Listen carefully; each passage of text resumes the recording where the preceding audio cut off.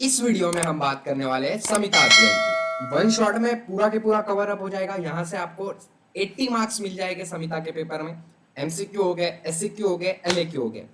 Important बात यह है कि ये सारे यूनिवर्सिटीज के लिए काम आएगा आपको, चाहे वो इंडिया में कौन सा भी कॉलेज हो आपको, और बीएएमएस की अगर पढ़ाई कर रहे होगे आप, तो ये वन शॉट बहुत ज्यादा इफिशियंट आपके लिए रहेगा। ठीक है, उससे पहले एक बहुत जरूरी बात, अगर आप चैनल पे नए होंगे तो चैनल को सब्सक्राइब जरूर कर लेना। साथ ही साथ टेलीग्राम ज्वाइन नहीं किया होगा तो लिंक डिस्क्रिप्शन में दिए हुए टेलीग्राम, वहां से ज्वाइन कर सकते हो। और ये जो समिता के नोट्स है ये पेड है। पेड इसलिए है क्योंकि ये सब मैनेज करने को थोड़ा बहुत रेवेन्यू लगता है, उस वजह से पेड है। लेकिन बहुत ही नॉमिनल फीस रखी है इसकी, बहुत नॉमिनल चार्जेस रखे हुए। 100 रुपीज में आपको पूरे के पूरे अष्टांग हृदय के साथ ही चरक समिता के पूरे नोट्स मिल जाएंगे फर्स्ट ईयर के। Okay, is it clear?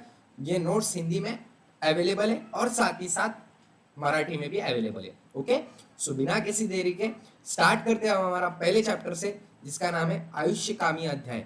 उससे पहले एक छोटी सी बात रिक्वेस्ट करना चाहता हूँ आपसे मैं, जो भी अगर आप गाड़ी चलाते होगे, कौन सी भी गाड़ी हो, कौन सी भी हो, सो अगर टू व्हीलर रही तो प्लीज़ हेलमेट पहना कीजिएगा, और अगर फोर व्हीलर है तो सीट बेल्ट बांधना मत भूलिएगा, क्योंकि एक इंसिडेंट हुआ है, मैंने टेलीग्राम पे डाला था। सो वो चीज़ एक बार याद से कर लीजिएगा, ठीक है। सो बिना किसी देरी के स्टार्ट करते हैं हम आयुष्य कामी अध्याय से। तो जो आयुर्वेद है उसका प्रायोजन क्या है, तो बहुत ही सिंपल वे में बताया हुआ है। आयु काम माने न धर्म अर्थ सुख साधनम आयुर्वेद उपदेशेशु विधेय परमादर। प्रायोजन मतलब आयुर्वेद का मकसद क्या है, तो मकसद ये है आयुर्वेद का कि धर्म हो गया, अर्थ हो गया, सुख हो गया, नाम हो गया, ठीक है, अर्थ हो गया, ये काम हो गया, ये सब चीजों का साधन को ही आयु कहा गया है। ओके, आयु की कामना करने वाले पुरुष को आयुर्वेद शास्त्रों में निर्दिष्ट उद्देश्यों में परम आदरित करना चाहिए। ओके, अब आयुर्वेद की परिभाषा क्या है, तो हिता हिकम हितम सुखम दुखम आयुष्य तस्य हिता हितम मानच्य तच्च यत्रोक्त आयुर्वेद से उच्यते। मतलब जिस शास्त्र में हितकर आयु, अहितकर आयु, सुखकर आयु, दुखकर आयु, इस चीजों का वर्णन किया हुआ है, उस शास्त्र को हम आयु यानी कि सारी चीजों का वर्णन किया हुआ है, जैसे कि आहार विहार और औषधि का वर्णन किया हुआ है, उस चीज को हम क्या बोल सकते हैं, आयुर्वेद ऐसे बोल सकते हैं। आयुर्वेद का अवतरण मतलब आयुर्वेद कहाँ से आया है, तो ब्रह्मा ने सबसे पहले इसको क्या किया, स्मरण किया। ब्रह्मा ने स्मरण करने के बाद वो दक्ष प्रजापति को दिया। दक्ष प्रजापति ने अश्विनी कुमार को दिया। अश्विनी कुमार ने इंद्र को दिया। इंद्र ने पूर्णवसु आत्रेय को दिया। पूर्णवसु आत्रेय ने अग्निवेश को दिया।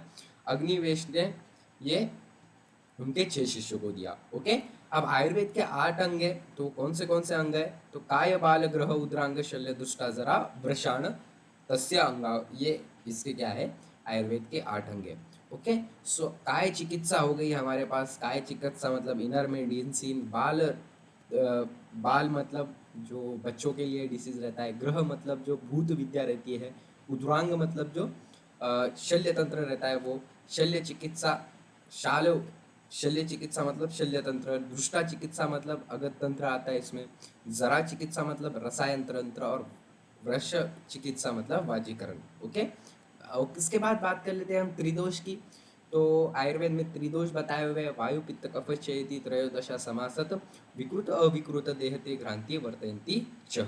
ठीक है, सो ये वायु पित्त कफ ये क्या है, 3 टाइप के हमारे पास दोष है। ठीक है, और ये दोष रहते हैं 3 दोष। देखो मेरे को पढ़ाने में भी हिचकिचाहट हो रही है, क्योंकि मैं 2 दिन से थोड़ा डाउन हुआ हूँ उस इंसिडेंट के वजह से। सो सॉरी फॉर दैट, लेकिन मैं कोशिश कर रहा हूँ नॉर्मल होने की वापस से। नहीं हुआ जाता नॉर्मल इतने जल्दी। सो वायु पित्त कफ ये क्या है, 3 दोष है। अगर ये समान अवस्था में रहे तो क्या होगा, हमारी बॉडी जो है वो अच्छे से रहेगी।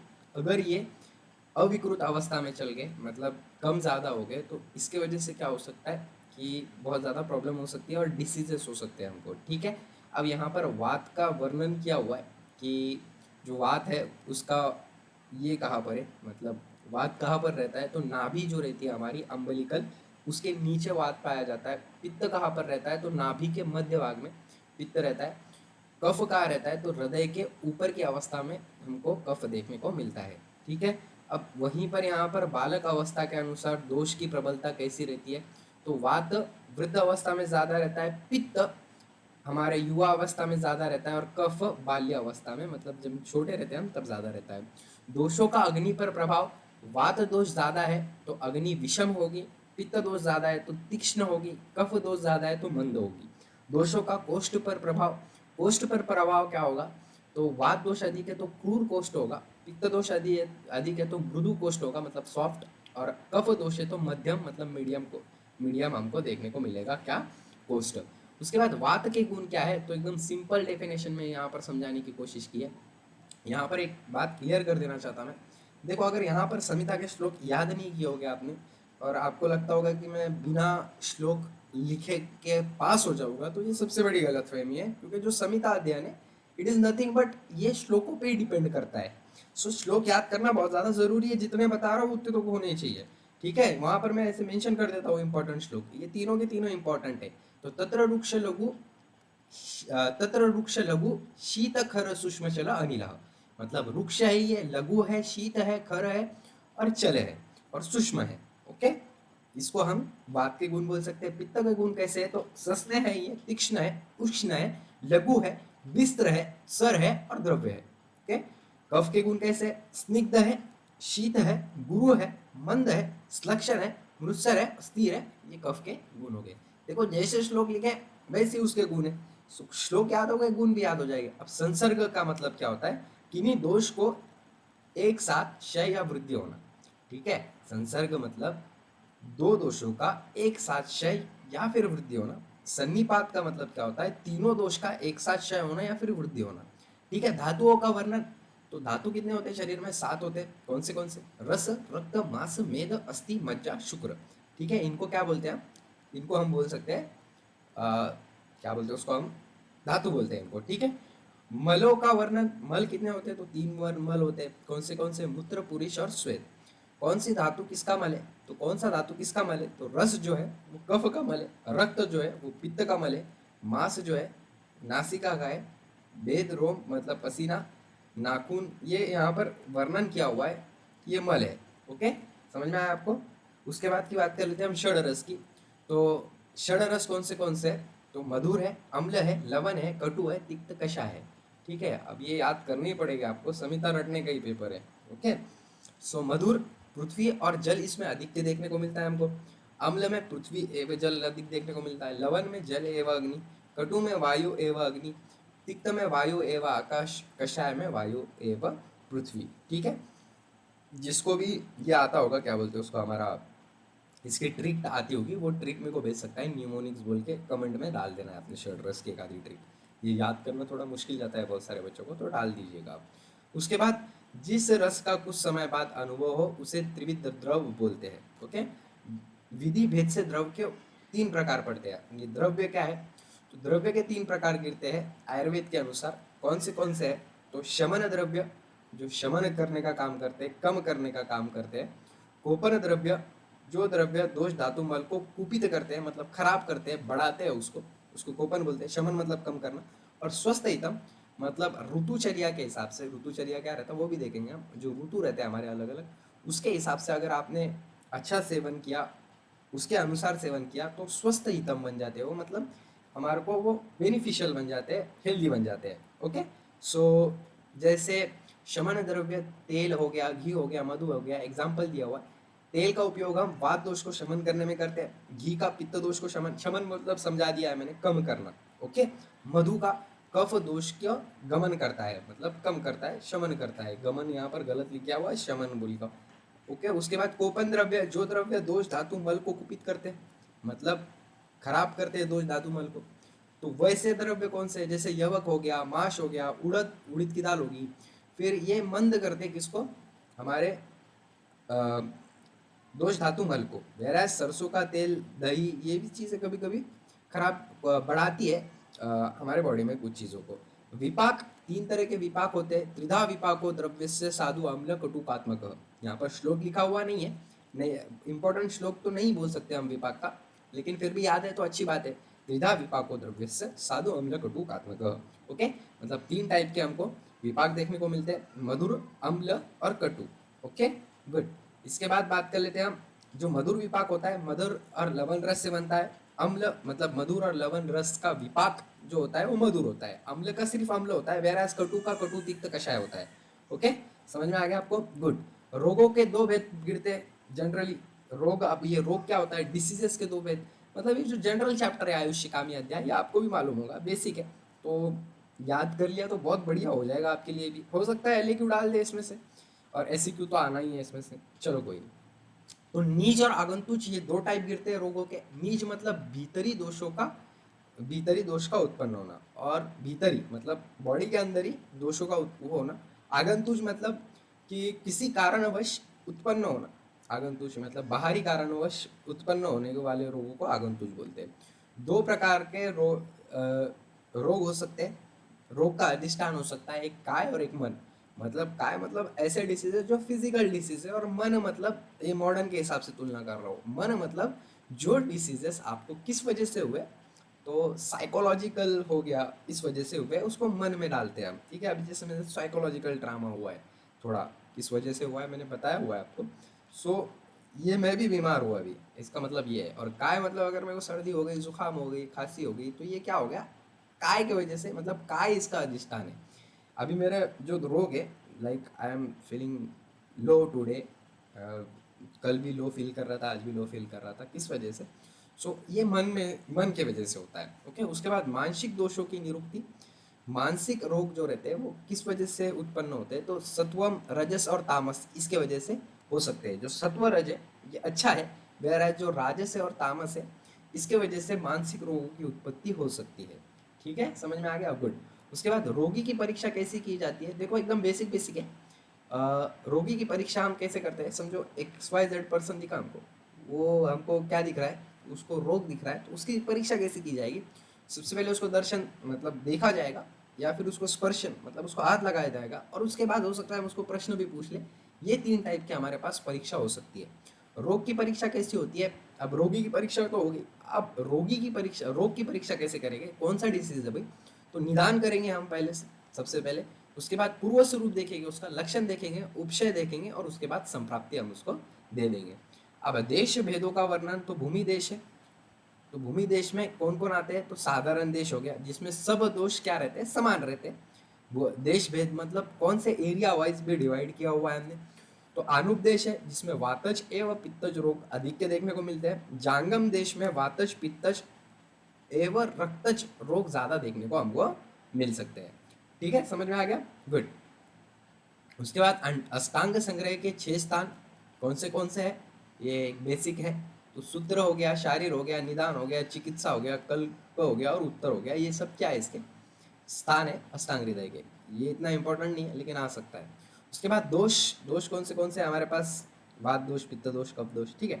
इसकी चिकित्सा और शमन, चिकित्सा मतलब डायरेक्टली बाहर निकाल देना शोधन से, और शमन से चिकित्सा करना मतलब शमन बता ही दिया है। तो जो वात दोष है उसका शोधन कैसे करेंगे, डायरेक्ट निकाल कैसे देंगे उसको बॉडी से बाहर, तो बस्ती के उपयोग से। बस्ती क्या रहता है, आई थिंक आपको पता होगा, नहीं पता होगा तो बता देता हूँ मैं। स्टूल निकाल देना बाहर, इसको हम बस्ती बोलते हैं। ओके, विरेचन, पित्त दोष को विरेचन करके, ठीक है, विरेचन भी यही है। और शमन कैसे कर सकते हैं वात दोष का, तो तेल से, ठीक है, जो तेल है हमारा बॉडी को लगा के उसको मसाज करके, पता होगा आपको ये। विरेचन घी का। ओके, कफ दोष की बात कर ले हम, तो चिकित्सा वमन से मतलब उल्टी करा के, और शमन कैसे होगा इसका, तो मधु से मतलब हनी से इसका हम क्या कर सकते हैं, इसको कम कर सकते हैं। उसके बाद पाद चतुष्टय, पाद चतुष्टय very very very important, 10 mark fix. कितने मार्क? 10 मार्क। जो बोला है वो कर लिया करो, आना ही आना है, ठीक है। इसमें बीशक चतुष्पाद होता है, ठीक है।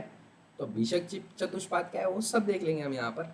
तो 4 चतुष्पाद बोले हुए, उसमें भी 4 चतुष्पाद हमको देखने हैं। ओके, सो ये very very very very important है, यहाँ से क्वेश्चन बनना हर यूनिवर्सिटी में तय है। 5 मार्क का तो फिक्स आएगा।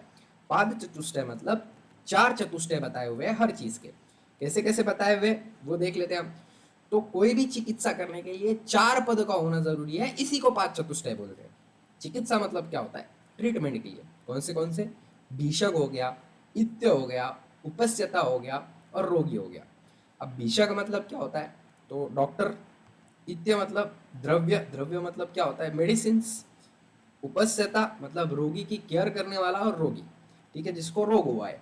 तो ये 4 चीजें ट्रीटमेंट के लिए बहुत ज्यादा जरूरी है। उसमें से भीषक के 4 लक्षण कौन से होने चाहिए? 4 लक्षण मतलब भीषक ऐसा होना चाहिए, सबसे पहले वो दक्ष होना चाहिए। दक्ष मीन्स एकदम एक्टिव रहना चाहिए। दूसरी चीज, उसने शास्त्र पढ़े होने चाहिए, मतलब तीर्थ होना चाहिए। दुष्ट कर्मा मतलब उसको एक्सपीरियंस होना चाहिए।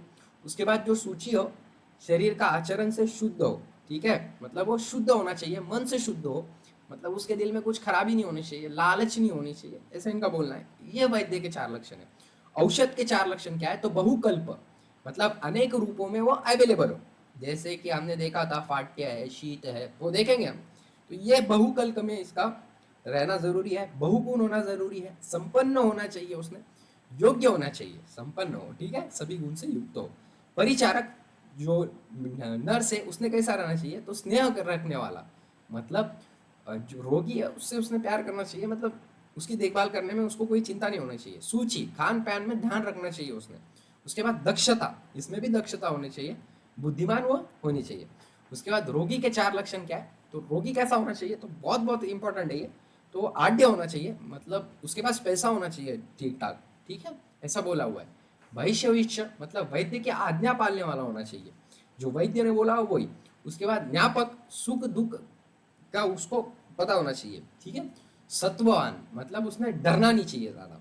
उसके बाद की बात कर लेते हैं हम रोगों के प्रकार की। तो very very very important, 10 mark यहाँ से भी फिक्स बन सकते हैं, तो ये ध्यान से देखिए। तो रोगों के 2 प्रकार गिरते हैं जनरली, एक है साध्य और एक है असाध्य, ठीक है, जिसको हम असहाय भी बोल सकते हैं और साह्य भी बोल सकते हैं।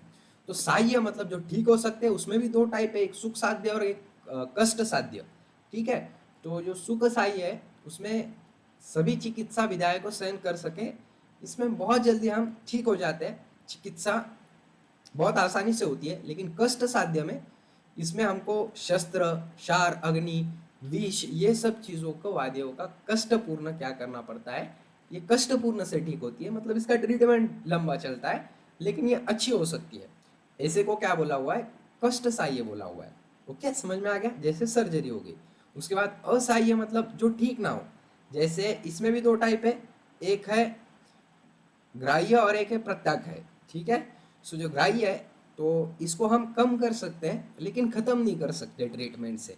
जैसे अस्थमा हो गया और टीबी हो गए, ये कभी खत्म नहीं होने वाले, लेकिन हम इसको कम कर सकते हैं। वैरास अनुपक्रम मतलब जिसमें मृत्यु अरिष्ट लक्षण है, उसमें अंतिम सलह चल रहा हो, ठीक है, ऐसे को हम अनुपक्रम बोलते हैं। उसके बाद की बात कर लेते हैं हम। रोगी परीक्षा देख लिया हमने, चिकित्सा के पास देख लिया, ये श्लोक दिए हुए हैं, श्लोक बहुत ज़्यादा इंपॉर्टेंट है, तो ये याद कर लीजिएगा एक बार, ठीक है। और जिसको नोट्स चाहिए होगा वो ये नंबर पे कांटेक्ट कर सकता है। चलो इसके बाद की बात देख लेते हैं हम, इसका नेक्स्ट चैप्टर देख लेते हैं, दिनचर्या। बात कर लेते हैं हम दिनचर्या की। तो प्रांत उठने का समय, देखो दिनचर्या मतलब क्या होता है कि आप रोजमर्रा की लाइफ कैसी जीते हो, आपकी डेली लाइफ कैसी होनी चाहिए आपके आयुर्वेद के हिसाब से, वो बताया हुआ है। तो ब्रह्मा मुहूर्ते उद्दिष्टते स्वस्थ रक्षा आर्तनम महायुष्य, ठीक है। सुस्वस्थ स्त्री पुरुष को अपनी आयु की रक्षा करने के लिए प्रांत काल ब्रह्मा मुहूर्त में उठना चाहिए। दंत धावन की विधि मतलब दांत घसना, आप उठ के हम दांत घसते हैं, देखो जो आप रोज करते हो ना, सिर्फ वही लिखना है यहाँ पर, मतलब अच्छे से लिखना है, जो नहीं करते होगे, सुबह को उठना है वो अच्छे से लिखना है, बस दूसरा कुछ नहीं। दंत धावन करने की विधि, तो दंत धावन के अगले आन को दांत से चबाकर और काटकर मुलायम कर लेना है। मतलब पहले ज़माने में ब्रश नहीं होते थे, तो यहाँ पर दंत का मतलब वो जो दांतों से काट कर आन को काट लेना है, उसको मुलायम कर लेना है, नहीं तो उसकी मसूड़े में लग सकती है। दंत धावन का रस कसेला या कटु, कटु एवं कसेला मतलब बबूल जैसा जो भी वो नीम की काड़ी रहती है, उस हिसाब से, ये आयुर्वेद के हिसाब से बोला हुआ है, ओके। इसकी मोटाई कनी छोटी उंगली से कम होनी चाहिए तथा 12 अंगुल का ये होना चाहिए, जो आप लकड़ी की काड़ी होती है ना वो। उसके बाद दंत धावन किसने नहीं करना चाहिए?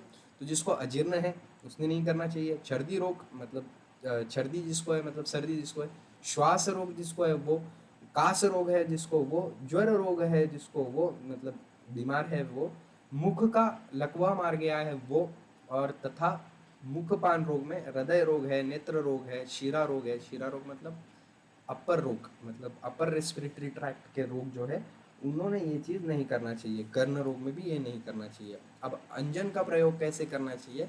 तो मुख शुद्धि के बाद प्रतिदिन अंजन का आंखों में लगाना चाहिए, ठीक है। ये आंखों के लिए लाभकारी है। रसांजन का प्रयोग, अंजन अलग और रसांजन अलग, रसांजन का प्रयोग 7 दिन में एक बार करना चाहिए। वो जो कफ है उसको बाहर निकालता है। ये वेरी वेरी इंपॉर्टेंट है, ये याद रखिए, एमसीक्यूज पॉइंट ऑफ व्यू से बहुत ज़्यादा ज़रूरी है। उसके बाद अभ्यंग सेवन का विधान, प्रतिदिन अभ्यंग करना, क्योंकि वह जरा श्रम तथा वात रोगों को नष्ट करता है। ओके, अभ्यंग करना मतलब मालिश करना। ओके, दृष्टि को स्वच्छ करता है। कौन? अभ्यंग करना। सृष्टि को पुष्ट करता है और आयु को बढ़ाता है। व्यायाम का निदान विधान, ठीक है। व्यायाम करने से कार्य करने की शक्ति बढ़ती है। जठार अग्नि एवं पंच अग्नि प्रदीप्त होती है। मेदस मतलब स्थूलता का क्षय होता है। मोटापा कम होता है। मांसपेशियां मजबूत होती है।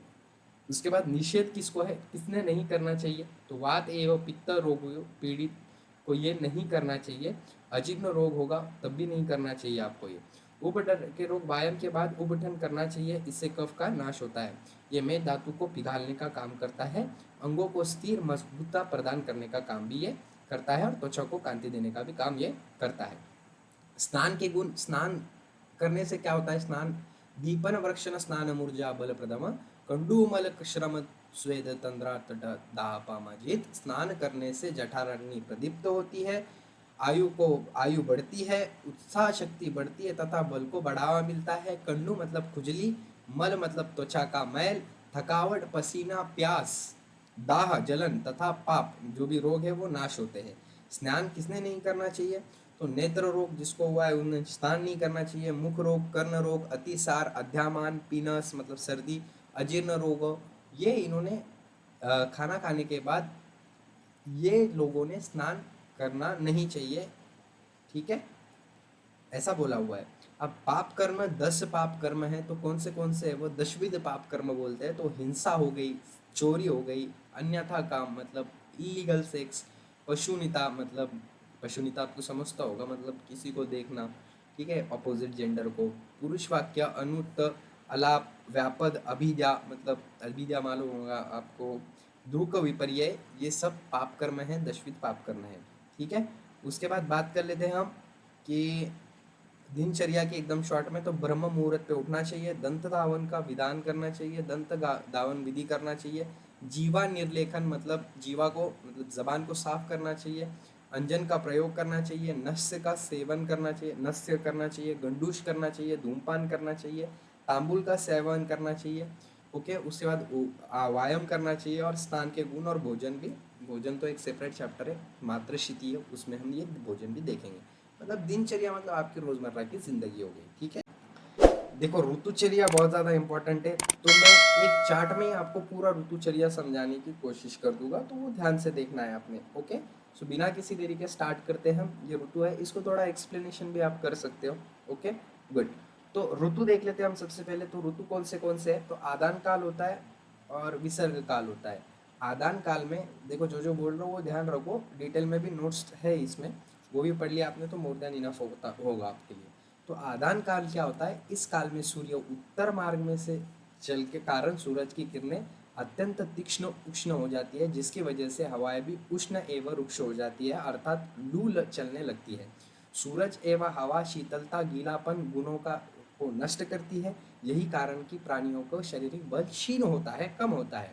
उत्तरायण काल में शिशिर ऋतु में तिक्त रस एवं वसंत ऋतु में कषाय रस एवं ग्रीष्म ऋतु में कटु रस बलवान हो, जिसकी यही कारण है कि आदान काल अग्नि गुण प्रदान होता है। विसर्ग काल की बात कर ले तो हम, ये काल सौम्य होने के कारण प्राणियों को बल देता है। इस काल में सौम्य गुणों वाला चंद्र बलवान होता है एवं सूर्य का बल क्षीण होता है। इस काल में बादल छाया रहने के कारण, वर्षा के होते रहने के कारण शीतलता हवा बनी रहती है, जिसमें पृथ्वी का ताप शांत हो जाता है। वर्षा ऋतु में अम्ल रस, शहद, शरद ऋतु में लवण रस, हेमंत ऋतु में मधुर रस बलवान होते हैं। विसर्ग काल में प्राणियों को देह एवं उसका बल बढ़ जाता है, ठीक है। देखो आयुर्वेद है ना, ये रोजमर्रा की जिंदगी है हमारी।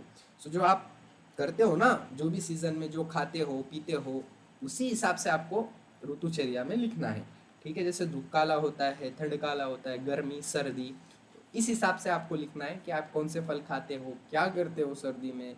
फिर जो धूप काला है उसमें क्या करते हो, तो आदान काल और विसर्ग काल वैसे ही है। तो जो आदान काल है उसमें क्या क्या है, तो शिशिर है, ग्रीष्म है और वसंत है। सबसे पहले शिशिर की बात कर लेते हैं हम, तो लेट विंटर बोला जाता है इसको, जनवरी और फेब में देखने को मिलता है हमको ये। इसमें मास कौन से आते हैं, तो माघ एवं फाल्गुन।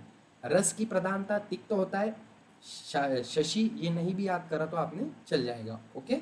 बल कैसा रहता है इसमें, तो हीन बल देखने को इसमें हमको मध्यम बल देखने को मिलता है इसमें, ओके। उसके बाद बसंत की बात कर लेते हैं हम, तो वसंत में मार्च अप्रैल आता है। महीना कौन सा होता है, अकॉर्डिंग टू आयुर्वेद चैत्र वैशाख। रस की प्रधानता कषाय रस ज़्यादा रहता है इसमें, ये नहीं भी याद किया तो चलेगा। उसके बाद ग्रीष्म की बात कर लेते हैं हम, मई जून, ज्येष्ठ आषाढ़ रहता है इसमें। रस की प्रधानता कटु रस इसमें देखने को मिलता है, ठीक है। उसके बाद वर्षा की बात कर लेते हैं हम, तो श्रावण एवं भाद्रपद देखने को मिलता है। रस की प्रधानता इसमें अम्ल होती है, ओके। उसके बाद शरद की बात कर लेते हैं हम, सितंबर अक्टूबर में रहता है ये। कुआर कार्तिक महीना देखने को मिलता है, लवन रस अधिकतम देखने को मिलता है यहाँ पर। और हेमंत में मार्गशीर्ष वो पौष रहता है, जिसमें रस की प्रधानता मधुर होती है, ठीक है। ये दक्षिणायन हो गया हमारा। विसर्ग काल में ये तीन आते हैं, वर्षा शरद हेमंत। आदान काल में शिशिर वसंत ग्रीष्म, ओके। सो अब ये जो है, तो ये एक जनरल चीज़ है, तो ये जनरल चीज़ें आपको आती होगी, ऐसे मैं कंसिडर करके चलता हूँ, ठीक है। ऋतु संधि एक इंपॉर्टेंट है, दो वस्तुओं के जोड़ को ऋतु संधि कहते हैं। प्रथम ऋतु का अंतिम सप्ताह एवं आने वाले ऋतु का प्रथम सप्ताह, ये 15 दिन का समय को ऋतु संधि बोलते हैं। सिंपल वे में समझो, ऋतु खत्म हो रहा है, समझो हमारे पास है एग्जाम्पल के तौर पे शिशिर ऋतु है, ठीक है। तो शिशिर ऋतु के लास्ट के 7 डेज और वसंत के स्टार्टिंग 7 डेज, ये जो 15 दिन होते हैं इसको ऋतु संधि बोला जाता है। और इसमें जो शिशिर के 7 डेज है, उसमें धीरे धीरे धीरे करके शिशिर के जो आहार है, जो आहार लेते हैं हम शिशिर में, और जो विहार लेते हैं, जो करते हैं, वो धीरे धीरे छोड़ना चाहिए। और वसंत में जो वसंत में करते हैं हम, वो धीरे धीरे छोड़ना चाहिए। और लास्ट शिशिर के लास्ट में, और वसंत का धीरे धीरे वो पकड़ना चाहिए स्टार्टिंग के डेज में।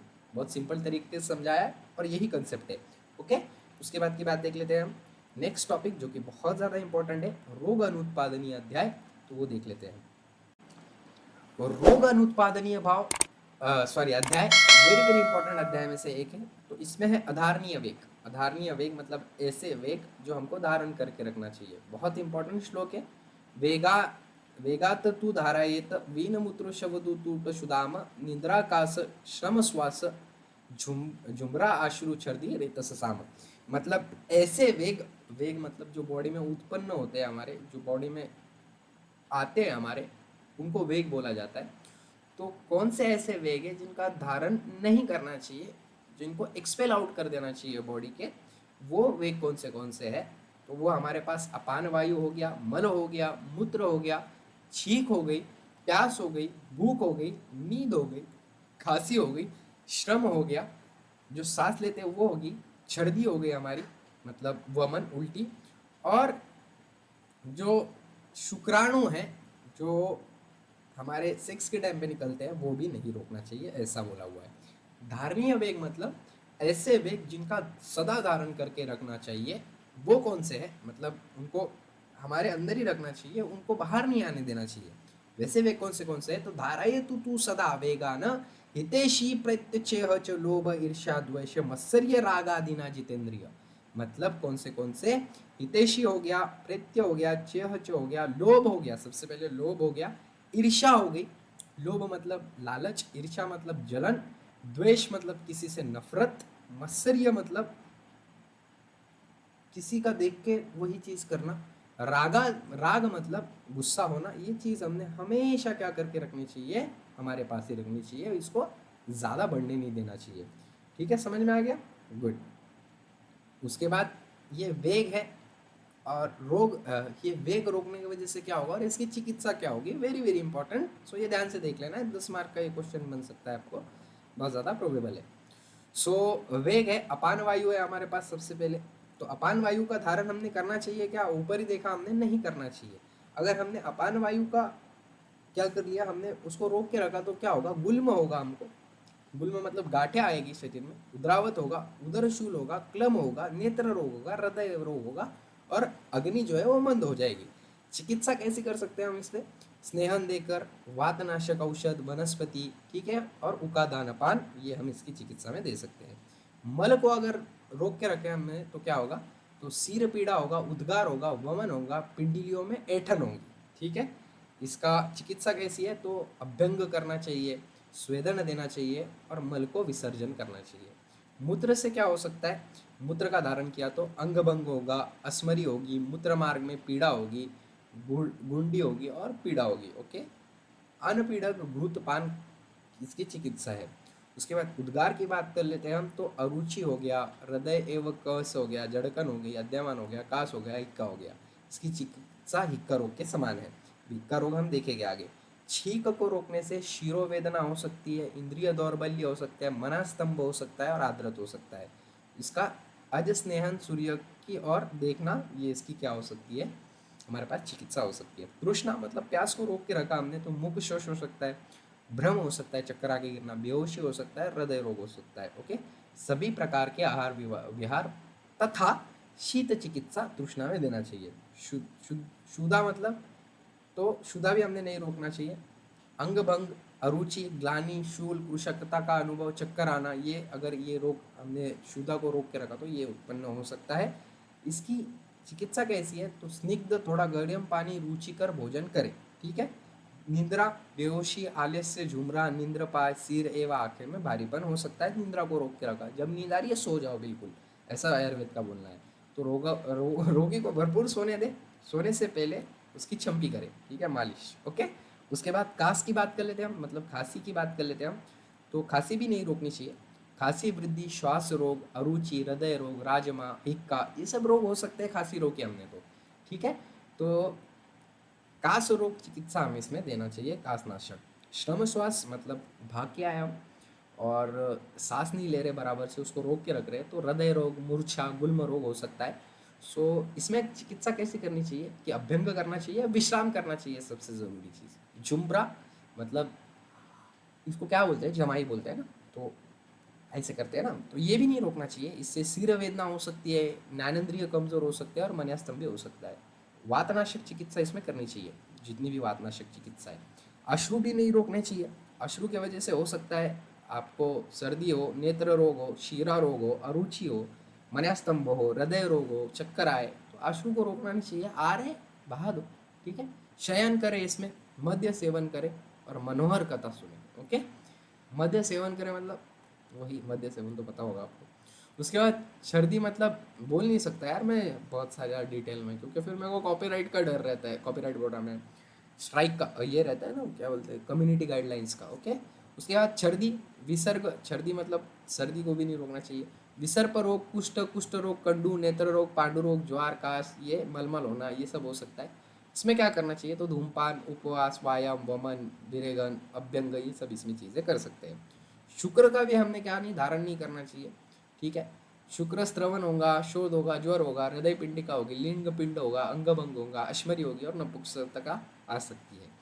इसका बेस्ट उपाय क्या है, तो प्रिय स्त्री का सेवन करना चाहिए, शोधक करना चाहिए, अभ्यन करना चाहिए और अवगाहन करना चाहिए। ये हो गया इसके हमारे पास डिटेलिंग, ठीक है।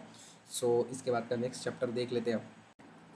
नेक्स्ट टॉपिक है हमारा जो कि है द्रव्य द्रव्य विज्ञानियम अध्याय, ठीक है। गंगा जल बात कर लेते हैं हम, तो आकाश से गिरा हुआ गंगा जो जल होता है वो गंगा जल होता है, ठीक है। उसके बाद की बात कर लेते हैं हम, जीवन को देने वाला होता है, तृप्तिकर रहता है ये, और साथ ही साथ हृदय के लिए हितकर रहता है, ओके। आनंददायक रहता है, बुद्धिवर्धक रहता है, तनु रहता है, शीतल रहता है, हल्का रहता है, और अमृत के समान हितकर रहता है। उसके बाद समुद्र जल की बात कर लेते हैं, जो समुद्र का जल होता है वो गंगा जल के विपरीत होता है, मतलब गंगा जल जैसा है उसके विपरीत जो है वो उसको हम क्या बोलते हैं, समुद्र जल बोलते हैं। ये पीने योग्य नहीं होता, ओके।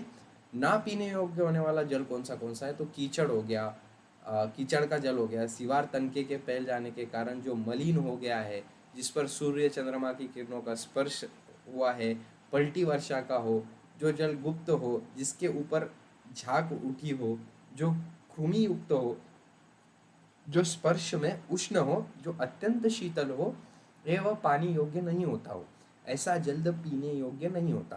पीने योग्य जल कौन सा है, बादलों से वर्षा का हुआ जल, एक साफ सुथरे पात्र में रखा हुआ जल एवं किसी विकार से युक्त न हो उसे पीने योग्य जल कहा जाता है।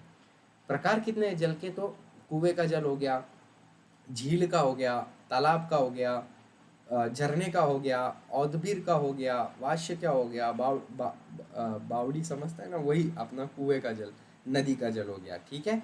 पश्चिमी समुद्र की ओर बहने वाले और तेजी से बहने वाली नदियों का जल हितकर होता है, वेरी वेरी इंपॉर्टेंट। और इन गुणों के विपरीत जो नदियां हैं उनका जल अहितकर होता है। ओके।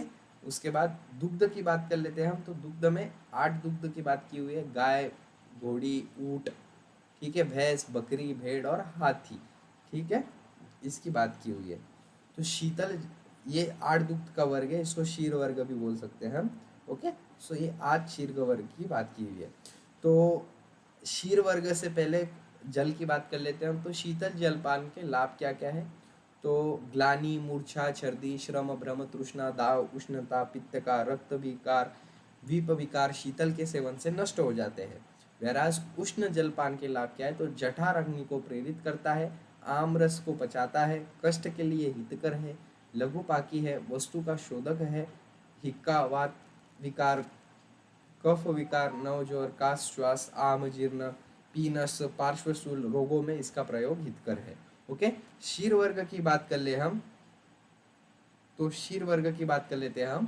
तो सामान्य दूध के गुण रस एवं पाक में मधुर एवं स्निग्ध होता है, ओज गुण प्रदान होता है, रस आदि धातुओं का बढ़ने वाला होता है, वात वात वीर्य वर्धक होता है, कफ वर्धक एवं गुरु तथा शीतस होता है। ठीक है। गाय के दूध का वर्णन किया हुआ है यहाँ पर, जो सबसे सर्वश्रेष्ठ है, जीवन को शक्ति देने का काम करता है, यह रसायन गुण धर्म से युक्त होता है, क्षय रोगों के लिए हितकर है, धारण शक्तिदायक है, दुग्धवर्धक एवं बलकारक होता है, श्रम, महाश्वास, कास, अधिक प्यास, भूख लगना, पुराना ज्वर, रक्त पित्त, मूत्र उच्च रोग का विनाशकारक ये होता है। तेल वर्ग की बात कर लेते हैं हम। तो सभी तेल के गुण अपनी उत्पत्ति तथा द्रव्य के आधार पर होते हैं। ठीक है। गुण इसका पचना है, त्वचा के लिए हितकर है, ये नेत्रों के लिए हानिकारक है तेल। ठीक है। ओके। उसके बाद स्थूल को कृश करने का काम करता है, ये संस्कार से तैयार किया गया तेल रोगों को दूर करने वाला होता है। संस्कार मतलब गर्म करके। एरण तेल, ये तेलों की कुछ बताई हुई है। तो एरण तेल तिक्त उष्ण होता है, लाल एरण तिक्त उष्ण होता है, सरसों तीक्ष्ण उष्ण होता है, बेहरड़ा मधुर शीतल होता है। ओके। ये अपवाद है उसका, तो याद रखिएगा। नीम का तिक्त रस अधिक उष्ण नहीं रहता है, ये उमा का उष्ण रहता है। और यहाँ पर इसके इम्पोर्टेंस भी बताए हुए हैं। ठीक है। मतलब ये क्या काम आता है? मध्य वर्ग, दीपन, रुचिकर, पुष्टि, तुष्टि, साधु, ये सब में काम आता है। ठीक है। अम्लपाक इसमें देखने को मिलता है हमको। इसके बाद का नेक्स्ट टॉपिक देख लेंगे हम। बात कर लेते हैं हम हमारे छठे चैप्टर की, जो कि है अन्न स्वरूप विज्ञानियम। Very very important chapter. यहाँ पर अलग अलग वर्ग दे हुए हैं और उस वर्ग के हिसाब से हमको ये पढ़ना है।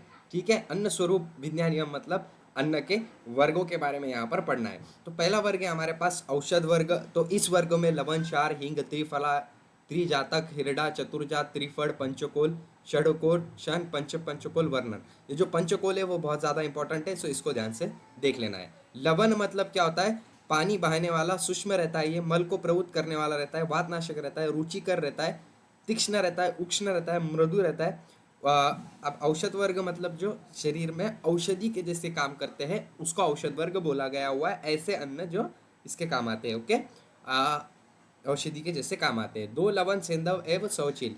3 लक्ष्य, सेदव, शवचिल व द्विड, सदैव, संदेव, थोड़ा मधुर। ठीक है। सो ये अलग अलग उसके टाइप दे हुए। इसका विपाक क्या रहता है? तो विपाक इसका कटु है, मलावृत को नष्ट करने, जठराग्नि को बढ़ाने एवं रुचिकारक ये रहता है। ओके। उसके बाद बात कर लेते हैं हम दूसरे क्षार की। तो हल्का, तीक्ष्ण, उष्ण होता है, कृमि नाशक होता है। कृमि मतलब जो भी माइक्रो ऑर्गेनिज्म है, जो पैथोजन है, उनको मारने वाला होता है। दोषों को तोड़ फोड़ कर अलग करने वाला रहता है, दोष को तोड़ फोड़ करके अलग करता है। ये हृदय के लिए लाभदायक है। यवक क्षार की बात कर ले तो ये गुल्मनाशक होता है, गले के रोग, श्वास, काशी की शांति करता है। हरितकी की बात कर लेते हैं तो वह स्वापनी, आय वृद्धि रोकने सोखने वाला कहा गया है। रस इसका लवण है, विपाक मधुर है, बल वीर्य उष्ण है, दोष कफ एवं वात को कम करता है, आहार का पचन करने वाली जठराग्नि को बढ़ाता है, बुद्धि इंद्रियों को बल प्राप्त देता है, रुके हुए वायु को बाहर निकालता है। ठीक है, समझ में आया? गुड। उसके बाद है हमारे पास अम्ल की, इसका काम क्या है? तो रस लवण छोड़कर सभी अम्ल रस प्रदान रहता है ये। ठीक है, लवण रस को छोड़कर सभी रस प्रदान ये रहता है। वीर्य इसमें शीत रहता है। दोष इसमें कफ एवं पित्तनाशक, कफ और पित्त को नाश करता है। गुण इसका हरितकी के समान है। ठीक है, उसके बाद विवितक, वीर्य इसका कटु है, शीत है, विपाक कटु है, गुण इसका हरितकी एवं अमलकी के समान। ठीक है, जैसे ऊपर देखा हमने हरितकी के वैसे ही। त्रिफला वेरी वेरी इंपॉर्टेंट, जिसमें हरितकी आती है, अमल की आती है और विविकता आती है। मतलब हेरड़ा, आंवला और बेहड़ा, ये तीनों चीजों को मिला के क्या बनता है? तो त्रिफला बनता है। ठीक है, फल चित्रिक भी बोलते हैं इसको, फलत्रिक। ओके, त्रिफला रसायनों में श्रेष्ठ है, नेत्र रोगनाशक है, रोपण हीलिंग का काम करता है, त्वचा रोग को नष्ट करने वाला है, कफ दोष को कम करने वाला है। ओके, उसके बाद बात कर लेते हैं हम पिंपली की। तो अर्ध पिंपली और शुष्क पिपली, मतलब गीली पिपली और शुष्क पिपली, मतलब सूखी पिपली दो टाइप की रहती है। तो जो अर्ध पिपली रहती है वो शीत रहती है, स्निग्ध रहती है, अधूर रहती है और मधुर रहती है और गुरु रहती है। वेरा शुष्क पिंपली उष्ण रहती है, स्निग्ध रहती है, कटु रहती है और लघु रहती है। ठीक है, उसके बाद बात कर लेते हैं, रस इसका कटु है, विपाक इसका मधुर है, कफ कारक है, यह उष्ण है, इसलिए ये बात को भी कम करती है। उसके बाद की बात कर लेते हैं हम पंचकोल की, वेरी वेरी इंपॉर्टेंट। तो बृहत पंचमोल, लघु पंचमोल, मध्यम पंचमोल और जीवनीय पंचमोल, ऐसे टाइप के पंचमोल देखने को मिलते हैं। ओके, 5 प्रकार के हमको पंचमूल देखने को मिलते हैं और एक कहते हैं दशमूल। ओके, सो ये 5 टाइप के। बृहत पंचमूल में काश्मीरी, शकारी, पाटोला, टेंडू ये आते हैं। इसका रस है तिक्त, वीर्य है उष्ण और दोष वात कफ को कम करता है ये।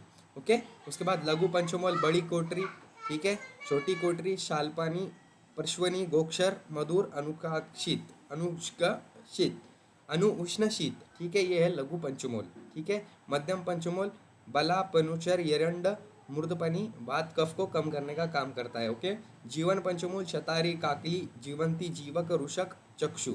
ठीक है, ये चक्षु के लिए हितकर होता है। और दशमूल मतलब बृहत पंचमूल, ये बृहत पंचमूल ये है। और उसके बाद लघु पंचमूल, ये दोनों को मिला के क्या बनता है? दशमूल बनता है। वेरी वेरी वेरी इंपॉर्टेंट, याद रखना है आपने। उसके बाद कृतान वर्ग में कौन कौन आते हैं? तो यहाँ पर दिख रहा होगा आपको, कृतान वर्ग में शिवी, धान्य, दाल, ये सब आता है। ओके, उसके बाद मंडपेय विलेपी, ये वेरी वेरी इंपॉर्टेंट है। मंडपेय विलेपी, ये आपने ध्यान से देखना है। तो मंड का मतलब क्या है? चावल को पकाने के बाद जब उसके जल को निकाल लेते हैं, अर्थात चावल रहित रस मंड है, अर्थात 4 गुने पानी में पकाते हैं, उसके बाद जल छान लेते हैं, वही मंड है। ओके, समझ में आ गया आपको? गुड। जठर अग्नि को बढ़ाता है, पसीने को बढ़ाता है, वात को कम करता है। उसके बाद पेय क्या है? तो मंड के साथ 2 चावल के छोटे 2 टुकड़े भी होते हैं, अर्थात 14 गुने जल में पकाने के बाद जब कम मज़ा में रस बचे, वही पेय है। ठीक है, ये क्या करता है? प्यास को कम करता है, दुर्बलता कम करता है, जठराग्नि बढ़ाता है, मल को अनुलोप करता है। ओके, उसके बाद विलेपी की बात कर लेते हैं हम। तो इसमें चावल अधिक मात्रा में होता है, अर्थात जब चावल को 4 गुने जल में पकाते हैं तथा जब वह आपस में लिप्से वाली हो जाती है, उसे विलेपी कहते हैं। हृदय के लिए ये हितकर है, तृष्णा को कम करता है, जठराग्नि को बढ़ाता है, दुर्बल के लिए हितकर है ये। ठीक है, मांस वर्ग मतलब 8 प्रकार की योनि के मांस आते हैं। मुर्ग हो गया, मुर्ग मतलब मुर्गा, विस्कर, प्रस्तुत, विलेशय, प्रसह, महामुर्ग, शीलचर और मत्स्य। मुर्ग का मतलब क्या है? मेरे को याद नहीं आ रहा है, आप मेरे को बता देना। ठीक है, सो ये जांगम मांस रहता है, साधारण और अनुपदेश। ठीक है, जांगम मतलब जो जांगम प्रदेश में रहता है। तो ये कौन कौन है? मृग है, विस्कर है और प्रतुत है। चोंच से मारकर खाने वाला नंतु पक्षी। ठीक है, विस्कर मतलब परों से बिखर कर खाने वाला पक्षी, और मुर्ग मतलब विचक करते हुए खाने वाला जंतु। ठीक है, उसके बाद प्रसर, महामुर्ग और शलचर, ये कौन से है? जो विलेशय और ये जो प्रसर है वो साधारण देश में रहने वाले हैं। ठीक है, विलेशय मतलब बिल में रहने वाले जंतु, और प्रसर मतलब झपट कर खाने वाले पशु। ठीक है, और महामुर्ग मतलब घास खाने वाले पशु, और शलचर मतलब जल में रहते हैं वो, और मत्स्य मतलब महिली वर्ग। ठीक है, सो ये हो गया मांस वर्ग। मांस वर्ग मतलब आपको पता ही होगा क्या रहता है। तो ये हमने इतना देख लिया। ठीक है, इसके बाद नेक्स्ट टॉपिक देख। नेक्स्ट टॉपिक है हमारा अन्न रक्षा अध्याय, जो कि 7वां टॉपिक है। तो इसमें क्या बोला गया हुआ है कि अन्न रक्षा मतलब अन्न की रक्षा कैसी करनी है। रक्षा मतलब कि हमको कैसे अन्न खाना चाहिए, वो ये अध्याय में अच्छे से बताया हुआ है। तो जो पथ्य या हितकर आहार रहता है, उसमें भी विष आदि मिला दिया जाता है, और इसके वजह से वो दूषित हो जाता है और मृत्यु का कारण बन सकता है। अंत उसी अन्न की रक्षा का वर्णन इस चैप्टर में, इस अध्याय में किया हुआ है। ठीक है, अन्न रस आहार का रक्षा, विष से रस वाले वैद्य की अन्न रसा कहते हैं। देखो, विष का मतलब यही नहीं होता है कि अपना जहर, मतलब यही नहीं होता है कि आपने कोई ऐसे वो डाल दिया, विष डाल दिया किसी में तो वो अन्न। विष का मतलब होता है खाना खराब हो जाना, उसमें कुछ ऐसी चीजें आ जाना जो शरीर के लिए अहित करे, उसको विष। अब ये विष, विष के लक्षण या विषाक्त भोजन की परीक्षा कैसे कर सकते हैं हम? तो विष युक्त शाक व फल सूख जाते हैं। रस, समझो ऐसी चीज जिसमें विष है, जो ऐसा भोजन जिसमें विष है, उससे क्या होगा, उसकी परीक्षा कैसी की जाएगी? तो कैसे की जाएगी? तो विष युक्त शाक एवं फल सूख जाते हैं, शाक एवं फल सूख जाते हैं विष युक्त।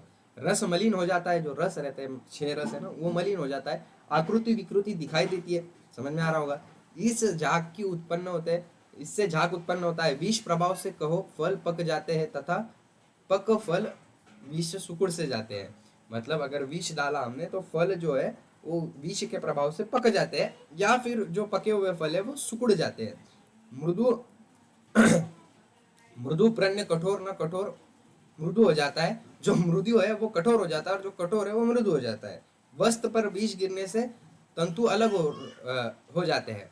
मतलब अगर वस्त्र पे हमारे ये गिर गया, क्या गिर गया, विष गिर गया, तो उससे क्या हो जाता है, जो कपड़े हैं वो थोड़े फट जाते हैं। विष युक्त द्रव्य का धूम और गंध जैसा होता है, मतलब धुएं के जैसा विष युक्त द्रव्य देखने को मिलता है। अग्नि में डालने पर चट चट ऐसी आवाज विष के अन्न की आती है। ओके, समझ में आ गया आपको? गुड। विषदाता की लक्षण है, मतलब अगर विष दिया किसी ने हमको, जहर दिया हमने किसी को, तो उसकी लक्षणें कैसी रहेगी? तो यहाँ पर बताया हुआ है, मुख मली एवं डरा डरा होता है। अब मैंने विष दिया, समझो एक आधे इंसान को मैंने जहर पिला दिया, तो मैं डरा डरा रहूंगा, है ना। मुख काला और सूखने लगता है, मुख मेरा काला हो जाएगा और सूखने लगेगा। बिना कारण के उधर उधर देखने लगूंगा मैं कि मेरे पे कोई शक कर रहा है कि नहीं कर रहा है।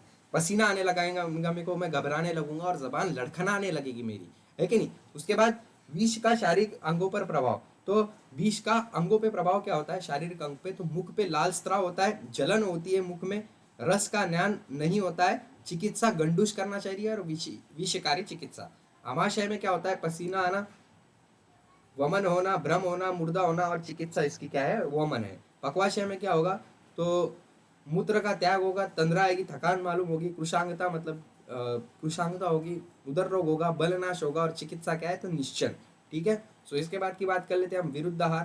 तो विरुद्ध आहार का सेवन कब कब से क्या होता है? तो जो वस्तु शरीर में दोष को उन्मशीत करती है, बढ़ाती है, मगर शरीर से बाहर नहीं निकलती है, उसे विरुद्ध आहार कहते हैं। और आहार से रोसा हो तो उसे विरुद्ध आहार कहते हैं। Okay, I am so sorry. कुछ मुख्य उदाहरण विरुद्ध आहार के, तो चिलमिल मैली के साथ दूध, दूध के साथ अम्ल द्रव्य, मृदु घृत तेल वसा जल, इनमें से दो दो या तीन तीन या सभी एक साथ ले लेना। मृदु घृत समान माने में विष लेना। ठीक है, अब विरुद्ध आहार का मतलब आपको समझ में आ रहा होगा। तो विरुद्ध आहार कितने प्रकार के हैं? तो 18 प्रकार के हैं। तो इसकी एक ट्रिक है, तो वो ट्रिक क्या है? देश काल क्रम विधि के लिए पुष्पादि का भोजन। ठीक है, देश काल मात्रा क्रम विधि यहाँ पर ये दिया हुआ है। ओके, कोष्ठ वीर्य पाक पुष्पा। ठीक है, ये दिख रहा होगा आपको, पाक पी से पुष्पा, उपचार से यू। ठीक है, संयोग एस एस एस एस, तो एस हृदय। ठीक है, पुष्पा है ना, परिहार, अवस्था, अग्नि, अवतरी, देश। तो ये याद कर सकते हो आप, इंपॉर्टेंट है। ठीक है, आपको पूछ सकता है वो। तो पहली की बात कर लेते हैं हम देश की। तो शीत प्रधान देश में शीत आहार ज्यादा सेवन देश विरुद्ध आहार है। ठीक है, अगर शीत देश में आप रहते हो और वहां पर शीत आहार आप ज्यादा खा रहे हो तो देश विरुद्ध ये आपका आहार हो जाएगा। काल विरुद्ध मतलब ऋतु के विपरीत आप अन्न खा रहे हो तो वो क्या हो जाएगा? विरुद्ध काल हो जाएगा। माजा मतलब समान मामा, माजा में आहार का सेवन, जैसे मधु और घी का समान मात्रा में सेवन कर रहे हो आप, तो ये भी माजा विरुद्ध हो जाएगा। क्रम विरुद्ध मतलब क्रम के विपरीत आहार का सेवन क्रम विरुद्ध हो जाएगा। विधि विरुद्ध मतलब आहार की विधि विरेचन के विपरीत आहार किया आपने तो सेवन विरुद्ध आहार हो जाएगा। कोष्ठ के विरुद्ध मतलब मृदु कोष्ठ है आपका और आपने मृदु कोष्ठ और आपने तीक्ष्ण कोष्ठ का आहार ज्यादा ले लिया तो वो कोष्ठ विरुद्ध हो जाएगा, है कि नहीं। वीर्य विरुद्ध मतलब दूध और शीत वीर्य युक्त आहार का सेवन, जैसे दूध और मंथली का साल में खाना। ठीक है, वीर्य विरुद्ध हो जाएगा। पाठ कच्चा आहार का सेवन पाठ विरुद्ध हो जाएगा। उपचार विरुद्ध वीत चिकित्सा के समय वातज वीत चिकित्सा कर रहे हैं हम और वात का अन्न खा रहे हैं बहुत ज़्यादा, तो वो उपचार चिकित्सक हो जाएगा। सहयोग चिकित्सक भी है, उसके बाद संस्कार चिकित्सक है, साथ में चिकित्सक है। ये सब चीज़ें आप लिख सकते हो अच्छे से, मेरे को आप पे पूरी गारंटी है। ओके, सो ये सिंपल बेसिक कंसेप्ट है कि अगर उस चीज़ के साथ में के खिलाफ अगर हम खाना खा रहे हैं, साथ में के विरुद्ध खाना खा रहे हैं, तो ये क्या हो जाएगा, साथ में विरुद्ध हो जाएगा। ओके, उसके बाद त्रय उपस्तंभ वेरी वेरी इंपॉर्टेंट, इसमें आहार, निद्रा, ब्रह्मचर्य, ये 3 चीज़ों का रखा हुआ है। तो उपस्तंभ मतलब सहायता, उपस्तंभ के विकृत होने से स्तंभ मतलब उपस्तंभ मतलब बॉड जो शरीर है उसके उसको धारण करने वाले 3 स्तंभ है, 3 कॉलम है, वो कौन से तो आहार है सबसे पहले, निद्रा है और ब्रह्मचर्य है। आहार मतलब खाना कैसे खाते हो आप, ये बहुत अच्छे से आपको बता दिया हुआ है मैंने, कितने बार बताया हुआ है, यहाँ पर भी एक बार आपको बताऊंगा मैं। आहार प्रथम उपस्तंभ है, क्योंकि आहार से ही प्रथम धातु, रस और वातादि दोष उत्पन्न होते हैं। वेरी वेरी ऑब्वियस है ये कि सारी चीज़ें आहार से निर्मित होती है हमारे बॉडी में, तो आहार के अभाव में शरीर की अस्तित्व नहीं रह सकता। शुद्ध समय पर भोजन लेना चाहिए ताकि शरीर में पोषण बना रहे। ओके, ये पहला उपस्तंभ हो गया, मतलब हमने आहार कैसे लेना चाहिए, शुद्ध टाइम पे अच्छे से और पका हुआ, सारी चीज़ें उसमें इंक्लूड होनी चाहिए। जैसे आप बोलते हो ना न्यूट्रिशन होना चाहिए, वो सब यहीं पर लिखना है आपने, ये आयुर्वेद भी बोलता है। दूसरा है निंद्रा, तो निंद्रा क्या करती है, सुख दुख बल अबल ज्ञान अज्ञान तथा जीवन मृत्यु सो होता है। कार्य करने का अपराध शारीरिक और मानसिक होने पर शरीर का विश्राम देने के बाद निंद्रा न लेता स्वस्थ की हमें मृत्यु भी हो सकती है। मतलब सिंपल वे में समझो कि निंद्रा एक ऐसी चीज है कि निंद्रा लेने से सुख दुख बल अबल ज्ञान अज्ञान जीवन मृत्यु, ये सब शारीरिक और मानसिक जो भी बल रहता है वो हमारा शांत होता है, और ये शांत होने की वजह से हमको एक नई उत्पत्ति मिलती है और एक उत्साह मिलता है सो के उठने के बाद, ये आपको भी पता होगा। तो निंद्रा ये उपस्तंभ में से एक है। अनिंद्रा मतलब रात को जागना, इससे वात बढ़ता है और कफ कम होता है, और अति निंद्रा से कफ बढ़ता है और वात कम होता है। तो मीडियम आपकी क्या होनी चाहिए, निंद्रा होनी चाहिए। ठीक है, अकाल निंद्रा भी नहीं होनी चाहिए, अति निंद्रा भी नहीं होनी चाहिए, और अनिंद्रा भी नहीं होना चाहिए। अकाल मतलब कोई भी टाइम पे सो रहे हैं हम। रात्रि जागरण की वजह से बुद्धि कम होती है। दिवस्वाप मतलब दिन में सोने की वजह से कफ की वृद्धि होती है। और ग्रीष्म ऋतु में दिव्य साप करना चाहिए। ग्रीष्म ऋतु मतलब जो धूप का टाइम रहता है, तो ये टाइम में आप निद्रा ले सकते हो। ठीक है, यहाँ पर चिकित्सा बताई हुई है अलग अलग इसकी, तो आप देख सकते हो। अकाल निद्रा की चिकित्सा उपवास, पवन और स्वेदन है। अति निद्रा की चिकित्सा अंजन है, श्री कृष्ण भजन है। ओके, अनिद्रा की चिकित्सा दूध, ओस, अभंग और स्नान है।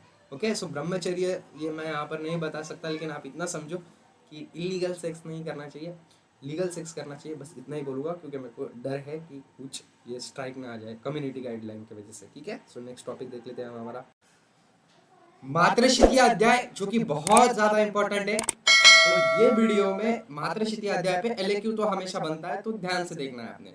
इस अध्याय में आहार की मात्रा पर विशेष ध्यान दिया गया है। सही मात्रा में आहार भी न लो तो वो भी रोग का कारण बनता है। ठीक है, अगर सही मात्रा में हमने आहार नहीं लिया तो वो रोग का कारण बन सकता है, ये चैप्टर में वो बताया गया हुआ है। आहार की मात्रा जठराग्नि को प्रदीप्त करती है, इसलिए सभी आहार द्रव्य माजा की अपेक्षा करते हैं। ठीक है, गुरु आहार है, मतलब जो मोटा आहार है, मतलब जो पचने में थोड़ा हार्ड है, वो तृप्ति के आदि माजा में लघु होता है। आहार तृप्ति के योग्य क्रम माजा में, जिसके बाद पूता खाने की योग्यता न रह जाए। ठीक है, आहार के मेनली 4 प्रकार गिरते हैं, वेरी वेरी इंपॉर्टेंट। एक है भक्ष, ठीक है, एक है चोक्ष, और एक है लेह, एक है पेय। दांत से काटकर खाने वाला जिसको हम भक्ष्य बोलते हैं, रोटी जिसका एग्जाम्पल है। चोक्ष मतलब जिस पर खाने जिसको हम चूस कर खाते हैं उसको चोक्ष बोलते हैं, जैसे कि गन्ना हो गया। लेह मतलब जीवा के सहायता से चाट कर जिसको खाते हैं हम उसको लेह बोलते हैं। और पेय मतलब मुख से पानी पीना, जैसे पीते हैं हम जिसको, उसको हम क्या बोलते हैं, पेय बोलते हैं। अल्प मात्रा से हानि होती है, अति मात्रा से भी हानि होती है। जैसे अल्प मात्रा में हमने अगर भोजन किया तो क्या होगा, ओज की हानि होगी, बल कम होगा। अति मात्रा में किया तो सभी वातादि दोष कुपित हो जाएंगे। ओके, आहार का सेवन मात्रावत, ये हितकर आहार हो जाएगा हमारा, और अमात्रावत में हीन और अति मात्रावत। ठीक है, अगर हीन मात्रावत लेंगे तो बल कम हो जाएगा, अति मात्रावत लेंगे तो बहुत सारी चीजें हमको देखने को मिलेगी, जो हम आगे चैप्टर में देखेंगे हर एक चीज। ठीक है, उसके बाद की बात कर लेते हैं हम। अल्सर क्या है, अगर समझो हमने आहार बराबर मात्रा में नहीं लिया तब क्या होगा, तो तब ये चीज़ें हमको देखने को मिलेगी। जैसे अल्सर हो गया, आम कई व्याधियों से को उत्पन्न करती है, ठीक है। तो अल्सर हो गया, विसूचिका हो गया, दंड अल्सर हो गया और आमविष हो गया।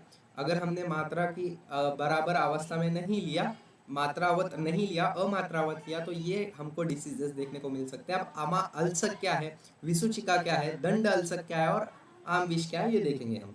तो अल्सर क्या है, अमावस्या मतलब आमाशय जो रहता है वहां पर अधिक मात्रा में भोजन करने से अन्नाशय में 3 दोष कुपित होते हैं, ठीक है। अल्सर मतलब कि आम अवस्था में, देखो नाम ही बता रहा है अल्सर, तो ज्यादा खाना खाने की वजह से तीनों दोष कुपित होते हैं, ठीक है, प्रकुपित होते हैं, प्रकोप हो जाता है उनका। तो इस वजह से इनमें से आहार ना तो मुख से बाहर निकलता है, ना तो उल्टी से बाहर निकलता है, ना ही गुदा से बाहर निकलता है, गुदा मतलब ना ही वो स्टूल से बाहर निकलता है। इस सिचुएशन को हम अल्सर बोलते हैं, ठीक है। इसकी चिकित्सा क्या है, तो वमन करना मदन फल से, ओके। अल्सर की विसूचिका अल्सर के समान ही है, अल्सर के जैसी है वो, लेकिन बस उसमें आहार मुख और मुदा से बाहर निकलता है, ठीक है। वेदना और सुई जैसे वेदना होती है हमको बॉडी में, और विसूचिका मतलब सुई जो रहती है ना, जो धागे में पुरोते हैं हम, तो उस सुई की तरह हमको क्या होती है, तकलीफ होती है, पेन होता है। चिकित्सा इसकी फास्टिंग लंघन करना है, और साथ ही साथ दाह कर्म मतलब दाह देने का कर्म करना है चिकित्सा में पिंपली से।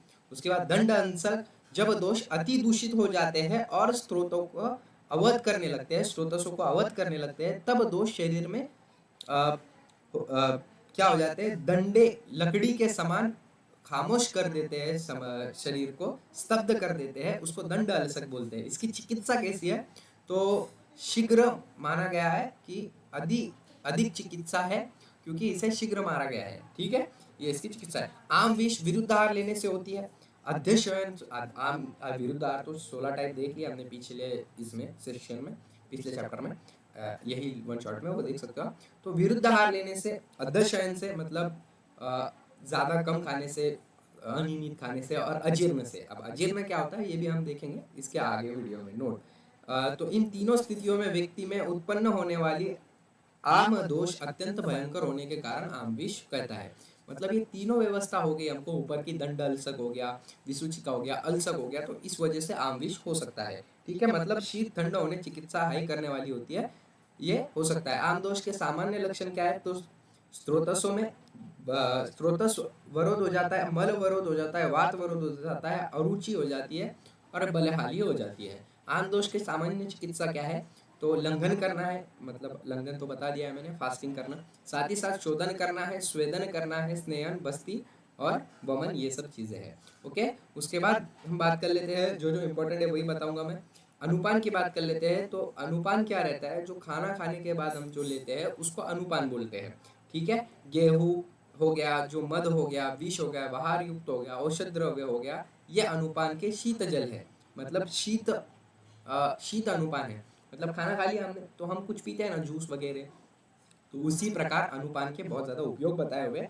और अनुपान में क्या बताया हुआ है, एक उष्ण बताया हुआ है, एक शीत बताया हुआ है। तो शीत कौन से, गेहूं हो गया, मद हो गया, विष हो गया, विहार युक्त हो गया, औषध द्रव्य हो गया, ये कैसा अनुपान है, शीत है।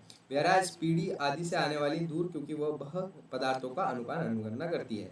अब अजीर्ण क्या है, तो अजीर्ण का मतलब कि खाने की इच्छा, अजीर्ण मतलब हमको इनडाइजेशन, केवल अधिक मात्रा से खाया गया आहार ही आम रोग का कारण नहीं होता है, अपितु इसके अनेक कारण हो सकते हैं, ठीक है। सो अजीर्ण के बहुत सारे कारण हो सकते हैं, और अजीर्ण मतलब इनडाइजेशन। तो इसके वजह से क्या होता है, खाने की इच्छा न होना, जला हुआ भोजन न पका हुआ होना, विष्ट कारक हो, देर से पचने वाला हो, रुक्ष भोजन हो, बासी भोजन हो, इससे वजह से क्या होता है, हमको इनडाइजेशन होता है, मतलब अजीर्ण होता है। आम अजीर्ण, विष्टब्ध अजीर्ण और विग्दम्ध अजीर्ण, ये इसके टाइप है। तो जो आम अजीर्ण है वो कफ दोष के प्रकोप से होता है। तो आंखों और गालों पर सूजन हो जाती है, इसमें अत्यधिक डकारों का आना, वेरी वेरी इंपॉर्टेंट, ये मैं इसको हाईलाइट कर दे रहा हूँ।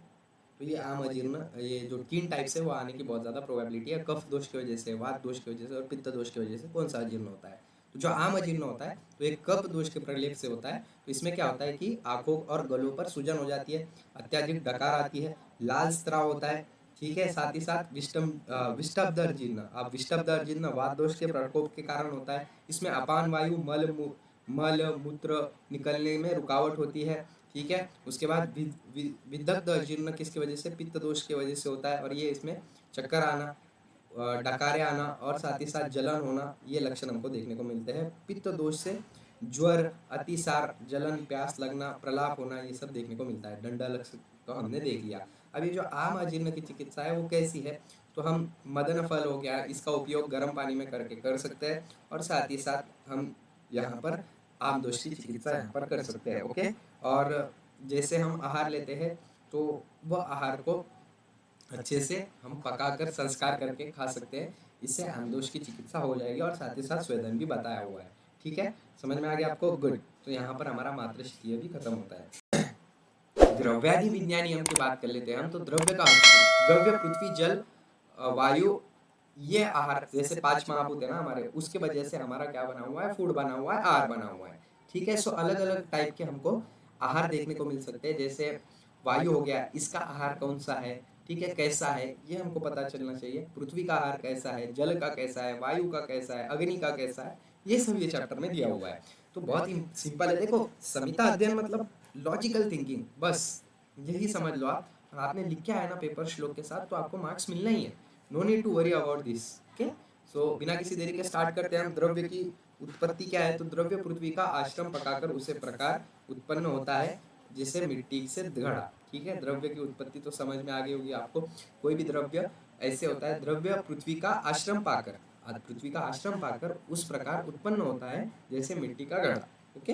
अभी यहाँ पर बात कर लेते हैं हम कि उत्पत्ति के कारण क्या है। तो द्रव्य की उत्पत्ति का मुख्य कारण जल है, तथा इसकी उत्पत्ति में अग्नि, वायु, भंडारा में संबंध से उपस्थित होते हैं। जैसे अव्यय हो गया, वायव्य हो गया, अग्नि हो गया, आप्य हो गया और पार्थिव हो गया। ठीक है। सो जो अव्यय है ना, मतलब इसका मतलब होता है हमारे पास कि वो कैसा होगा, सूक्ष्म होगा, विशद होगा, लघु होगा तथा शब्द गुण प्रदान होगा।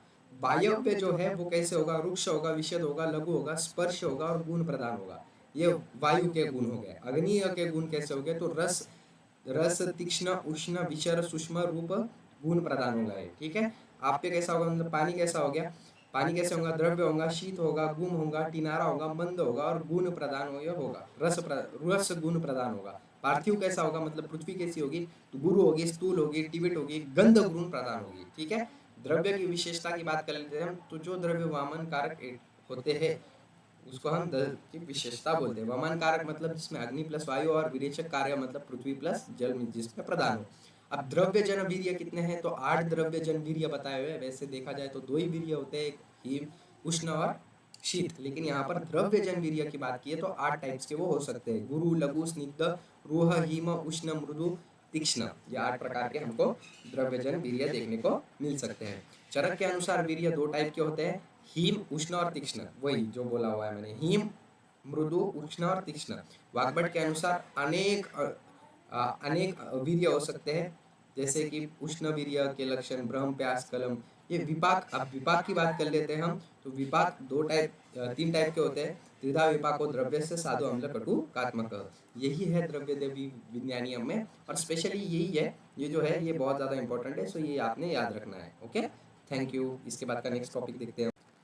बात कर लेते हैं हम रस भेदिया अध्याय की। देखो, एक ही पेज में पूरा के पूरा रस भेदिया खत्म कर दिया है। हाँ, थोड़ी हैंडराइटिंग गंदी हो सकती है, लेकिन खत्म कर दिया है यहाँ पर। ओके, यहाँ से हो सकता है आपको एक तो 10 मार्क का क्वेश्चन बन सकता है, या फिर 5 मार्क का क्वेश्चन बन सकता है, लेकिन आने की प्रोबेबिलिटी बहुत ज़्यादा बनती है रस भेदिये से, क्योंकि सेकंड ईयर में पूरा रस भेदिये पे आपको पूरा जितना भी द्रव्य गुण हो गया पूरा रस भेदिये पे डिपेंड है। और साथ ही साथ हमारा सेकंड ईयर में बहुत ज़्यादा इंपॉर्टेंस है रस भेदिया अध्याय का, तो ध्यान से देखना, आगे भी काम आने वाला है।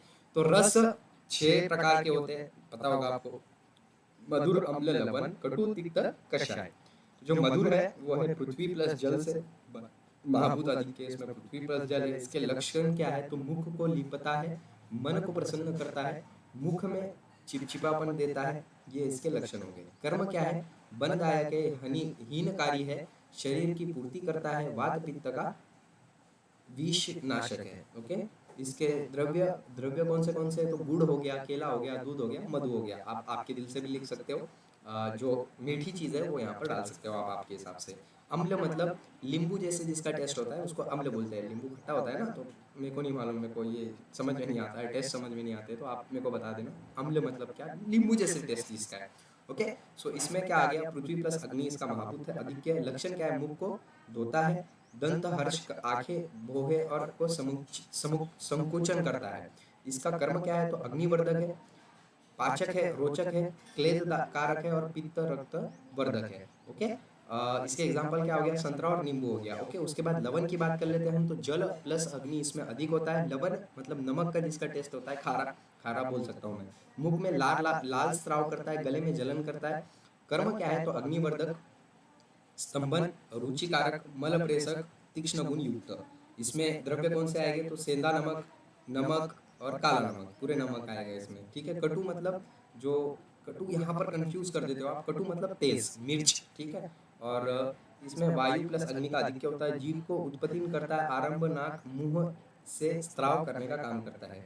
लक्षण कुष्ठ रोग, काल रोग, अल्सर, अग्नि प्रदीप्त करना और अतिसार नाक करता है। ये हिंडा हो गया, काली मिर्च हो गई, पंचकोल हो गया, गोमूत्र हो गया, लाल मिर्च हो गया, ये इसके क्या है, द्रव्य है। उसके बाद की बात कर लेते हैं हम, तिक्त। तिक्त की तो वायु प्लस आकाश ज्यादा है, इसमें मुख को स्वच्छ करता है ये, साथ ही साथ बेस्वाद हो जाती है इससे मुख। ठीक है, उसके बाद अरुचिकर है ये, रुचि नहीं आती है इसमें तिक्त में। उसके बाद विष, ज्वर, पित्त नाशक और वात व्याधियों का नाशक ये होता है। ठीक है, उसमें नीम, करेला, हल्दी, चंदन, लेह, ये सब चीजें आती है। मतलब कड़वा, कड़वे को तिक्त बोल सकते हैं। कषाय मतलब जो वायु प्लस वायु पृथ्वी का आधिक्य होता है इसमें, जीव को करार देने वाला होता है और कसता होता है ये। ठीक है, पित्त का शामक होता है ये, रक्त का शोधक होता है, मल को आमदोष रोकने का काम करता है ये, और हरड़ा, बेहड़ा, मधु, गुलर, कल्क, कलम, ये सब चीजें इसके द्रव्य है। ठीक है, सो इतना ही था ये चैप्टर में, मैंने बता दिया है शॉर्ट एंड स्वीट टाइप में, और सारे यूनिवर्सिटी के लिए यही आएगा, यहाँ से बाहर नहीं जाएगा कुछ भी। ठीक है, सो नेक्स्ट देख लीजिए। देखो, जो दोषादि विज्ञानियम चैप्टर है ना, one of the most important chapter है ये। संहिता अध्ययन में भी काम आएगा आपको और रचना शरीर में भी काम आएगा। तो सबसे पहला श्लोक है हमारा, दोष धातु मलामूल सदा देहस्य तम। चलो, दोष धातु मलामूल सदा देहस्य मतलब इसका मतलब क्या होता है कि शरीर जो है वो तीन चीजों से मिलकर बना हुआ है। दोष, धातु, मल। दोष कितने, तीन, सॉरी तीन। कौन से वात पित्त कफ। धातु कौन से, 7, रस रक्त मांस मेद अस्थि मज्जा शुक्र। मल कितने हैं, 3, पुरुष, स्वेद और मूत्र। तो ये तो याद होना बहुत सिंपल है यार, याद कर ही लो। ओके, सो उसके बाद की बात कर लेते हैं हम, दोषों का कार्य क्या होता है। दोष का कार्य क्या होता है, तो दोष का कार्य ये होता है कि वात का कार्य, पित्त का कार्य और कफ का कार्य। तो सबसे पहले वात का कार्य क्या है, तो इसका एक बहुत प्यारा श्लोक है, उत्साह उच्छ्वास व निश्वास चेष्टा वेग प्रवर्तने, ये इसका श्लोक है। तो हो सके तो याद कर लीजिएगा, लेकिन इतना इंपॉर्टेंट नहीं है, लेकिन हो सके तो बहुत अच्छी बात है कि याद हो गया है। तो मुख्य गुण इसका चल है, प्राकृत रहने पर उत्साह मतलब इनकरेजमेंट, एक्सपिरेशन, निश्वास, चेष्टा मतलब एक्टिविटी, वेग प्रवत मतलब मल मूत्र का त्याग करने का काम, धातुओं को गति देने का काम, और इंद्रियों को अपने विशिष्ट ठीक से ग्रहण करने का काम ये वात दोष करता है। पित्त दोष का काम क्या है, तो प्राकृत कर्म क्या है इसका, तो इसका बहुत प्यारा श्लोक है, यहाँ पर लिखा हुआ नहीं है लेकिन मैं बोल देता हूँ। पित्त पदकुष्म दर्शने श्रुत तूढ़ रुचि प्रभा मेधादि शौर्य तनु मार्तवे, ये इसका श्लोक है, यहाँ पर लिखा हुआ नहीं है लेकिन याद कर लिए तो बहुत अच्छी बात है, आपने मार्क्स ज्यादा मिलते हैं। प्राकृत रहने पर पाचन शक्ति, उष्णता, दर्शन मतलब देखना, क्षुधा मतलब प्यास लगना, क्षुधा मतलब भूख लगना, पिपासा मतलब प्यास लगना, रुचि मतलब किसी चीज में हमको रुचि आती है ना, तो पित्त की वजह से आती है। मेधा का ज्ञान प्राप्त करना, बुद्धि इससे बढ़ती है। शौर्य मतलब पराक्रम करने की इच्छा, और मृदुता पित्त से होती है। अब ये जो कफ है इसका काम क्या है, तो प्राकृत काम क्या है इसका, तो स्निग्धता देना, संधियों को बांध कर रखना, सहनशीलता उत्पन्न करना, ये किसका काम है, कफ का काम है। ठीक है, समझ में आ गया आपको, गुड। उसके बाद वृद्धि होने पर क्या होता है इनके, तो वृद्धि होने पर इनके पित्त और कफ की वृद्धि होने वृद्धि दिखाई हुई है क्या, एक मिनट ना देख लेता हूँ। वृद्धि होने पर पित्त कफ की चिकित्सा कैसी, चिकित्सा बताई हुई है, वृद्धि नहीं बताई हुई है। वृद्धि यहाँ पर हम क्रिया शरीर में देखेंगे। तो वृद्धि में लंघन, अपतर्पण, ये सब इसको देखता है। ठीक है, क्षय होने पर, पित्त कफ का क्षय होने पर इसकी चिकित्सा कैसे करते हैं हम, ब्रहण से और सरतर्पण से। धातु का कार्य क्या है, तो प्रीणन जीवन लेपो स्नेहो धारण पूर्णे गर्भो उत्पादित धातु नाम श्रेष्ठ कर्म क्रमात् स्मृतम। Very very very very important, ये आपको याद होना ही चाहिए, बहुत ज़्यादा जरूरी श्लोक है। प्रीण जीवन लेपन स्नेहो धारण पूर्णे गर्भो उत्पादच्च धातुनाम श्रेष्ठ कर्म क्रमात् सुकृत। तो रस का कार्य क्या है? तो प्रीणन देना मतलब धातुओं की पुष्टि करना, रक्त का जीवन देना, प्राण का धारण करना, मांस का लेपन देना मतलब अस्थि पर लेप करना, मेद का स्नेह देना मतलब शरीर को स्निग्धता करना, अस्थियों को अंदर से भरना, शुक्र का गर्भ उत्पाद करना मतलब गर्भ की उत्पत्ति करना। ये इसके मुख्य कार्य हो गए। और क्रिया शरीर में बहुत अच्छे से इसके कार्य भी बताए हुए हैं, वो भी आप रेफर कर सकते हो वो वीडियो भी। ओके, उसके बाद अवस्टम्भ पुरुषस्य मूत्रस्य क्लेद वाहनम, ये मलों का कार्य है। अवस्टम्भ पुरुषस्य मृतस्य क्लेद वाहनम स्वेदस्य क्लेद विद्रुति, मतलब जो पुरुष है, मतलब जो स्टूल है, उसका काम क्या है कि अवस्टम्भन करना मतलब धारण करना, बाहर निकालना चीजों को, जो अवस्टम्भन है। में मूत्र का क्लेद को बाहर निकालना, स्वेद को क्लेद का धारण करना, ये काम दिया हुआ है। तो मल का मतलब क्या है? जो शरीर में मलित है, साफ कर मल कहलाता है। मन की शरीर से बाहर निकालना अति आवश्यक होता है, अन्यथा अनेक रोगों की उत्पत्ति हो सकती है मल प्रीण होने के वजह से। मूत्र पुरुष स्वेद इसमें आते हैं। अब ये दोष वृद्ध लक्षण आप देखो ऊपर नीचे हो गया, ये तो देख लेंगे हम ये भी, लेकिन हमने ये पहले ही देखा हुआ है तो इसको मैं स्किप कर देता हूँ। ओके, चलो। सो दोष उपक्रमणीय अध्याय में हमको क्या देखना है? दोषों के प्रकार देखने हैं। तो सबसे पहले वात है, तो वात के प्रकार कितने हैं? तो वात के 5 प्रकार यहाँ पर लिखे हुए नहीं है क्योंकि ये बनाए हुए हैं इंपॉर्टेंस के हिसाब से। तो वात के जो प्रकार है, शायद मैंने वो क्रिया शरीर में डाल दिया है, सो यहाँ पर मैं वो भी बता देता हूँ। तो वात के 5 प्रकार है, पित्त के 5 प्रकार है और कफ के 5 प्रकार है। तो वात के 5 प्रकार कौन से? तो प्राणवायु सबसे पहले, जो सिर में लोकेटेड रहता है, हमारे मतलब सिर में लोकेटेड रहता है, जिसका प्राण को धारण करना है, जैसे नाम ही उसका है प्राणवायु। उसके बाद उदान वायु, जो कि चेस्ट में लोकेटेड रहता है, स्पेशली हार्ट में लोकेटेड रहता है। ओके, उसके बाद समान वायु है, जो हमारे गट में प्रेजेंट रहता है, लोकेटेड इन गट। गट मतलब पता होगा आपको, इंटेस्टाइन्स में प्रेजेंट रहता है। उसके बाद व्यान वायु, जो कि प्रिवेंटिंग, जो सर्कुलेट करने का काम करता है बॉडी में, उसको व्यान वायु बोलते हैं। और अपान वायु, जो कि लोकेटेड रहता है हमारे नोवेल में, जो कि अपान वायु मतलब आपको कैसे बोल गया, एनस में जो प्रेजेंट रहता है उसको बोलते हैं हम, क्या बोलते हैं? व्यान वायु, अपान वायु। ओके, उसके बाद पित्त दोष की बात कर लेते हैं। तो पित्त दोष के भी 5 प्रकार है। अब ये श्लोक दिया हुआ है, नाभिरामाशय स्वेदो लसिका रुधिर रस द्रुकच स्पर्शनम। ये नाभि इसका विशेष स्थान है पित्त दोष का। आमाशय स्वेद लसिका रस रक्त, यहाँ पर ये देखने को मिलता है हमको। 5 प्रकार कौन से हैं? तो पाचक पित्त, रंजक पित्त, साधक पित्त और ब्राजक पित्त। तो इस पाचक पित्त का स्थान क्या है? आमाशय और पक्वाशय के मध्य ग्रहणी में होता है ये। तो ये दाह कर्म क्या है? इसके पाचन करने का काम है इसका मेन, और रस सार और पित्त भाग को विभाजन करने का काम है। रंजक पित्त आमाशय में होता है, रस धातु को रंग देने का काम करता है, ये रंजक पित्त। साधक पित्त हृदय में होता है, बुद्धि मेधा अभिमान उत्साह और इच्छा वस्तुओं को पूर्ण करता है। उसके बाद ब्राजक पित्त त्वचा में होता है, त्वचा को प्रकाशित करने का काम ये करता है, शरीर को छाया देने का काम भी ये करता है। कफ दोष के 5 प्रकार कौन से है? तो कफ दोष के पास इसका स्थान देख लेते हैं। उर शीर पर्व नामशयो रस मेड्र घ्राण रसना उर प्रदेश विशेष स्थान। उर प्रदेश जो है वो विशेष स्थान है इसका। ठीक है, सो नाम देख ले 5 कौन से टाइप है इसके? तो अवलंबक, केदक, शोधक, तर्पक और श्लेषक। तो जो अवलंबक कफ रहता है वो उर प्रदेश में रहता है, मतलब चेस्ट में रहता है। शक्ति स्निग्धता देने का काम करता है, ये क्लेदन देने का काम करता है। क्लेदक कफ आमाशय में होता है, ये क्या काम करता है? गीला करने का काम करता है फूड को, आहार को। बोधक कफ रसना में होता है, जीवा में होता है, मधुरादि रसों का ज्ञान प्राप्त करने का हेतु इसका होता है। तर्पक शीर में होता है इसका स्थान, मतलब आंखों में स्पेसिफिकली, और चक्षु आदि इंद्रियों को तर्पण करता है। श्लेषक कफ संधियों में रहता है, अस्थि संधि का श्लेषक करता है। श्लेषक कफ ये आपको एमसीक्यूज में बन सकता है कि श्लेषक कफ कहाँ रहता है, क्योंकि इसका उल्लेख हमारे रचना शरीर में भी बहुत जगह पर आया है। तो ये हो गया हमारा दोष उपक्रमणीय अध्याय। 13वें अध्याय में हमको क्या बताया हुआ है? तो त्रिदोष की चिकित्सा बताई हुई है, जो कि बहुत ज्यादा इंपॉर्टेंट है। तो वात की चिकित्सा कैसी है वो बताई हुई है, पित्त की चिकित्सा और कफ की चिकित्सा। ठीक है, और यही इंपॉर्टेंट है। बाकी का ये जो है ये ऐसे ही बताया हुआ है, ये हमारे क्रियाकाल में से उठाया हुआ है, कहीं से उठाया हुआ है, तो ये भी एक इम्पॉर्टेंट है। तो इसको दोष का संचय कैसे होता है, प्रकोप कैसे होता है, ये ऑलरेडी मैंने पीछे पढ़ा लिया है आपको, इसलिए मैं ये नहीं पढ़ाऊंगा, सिर्फ चिकित्सा बताऊंगा। तो जो वात की चिकित्सा है वो स्नेहन करना, स्वेदन करना, मृदु संशोधन करना, वमन विरेचन और पंचकर्म करना, यह है वात की चिकित्सा। वात की चिकित्सा बताई जा रही है। साधु अम्ल लवण रस का सेवन करना चाहिए वात की चिकित्सा में, उष्ण भोजन देना चाहिए और अभ्यंग करना चाहिए, साथ ही साथ विष्टम्भ करना चाहिए, उड़द की पिस दाल खाकर खानी चाहिए और साथ ही साथ सिग्न उष्ण बस्ती देना चाहिए।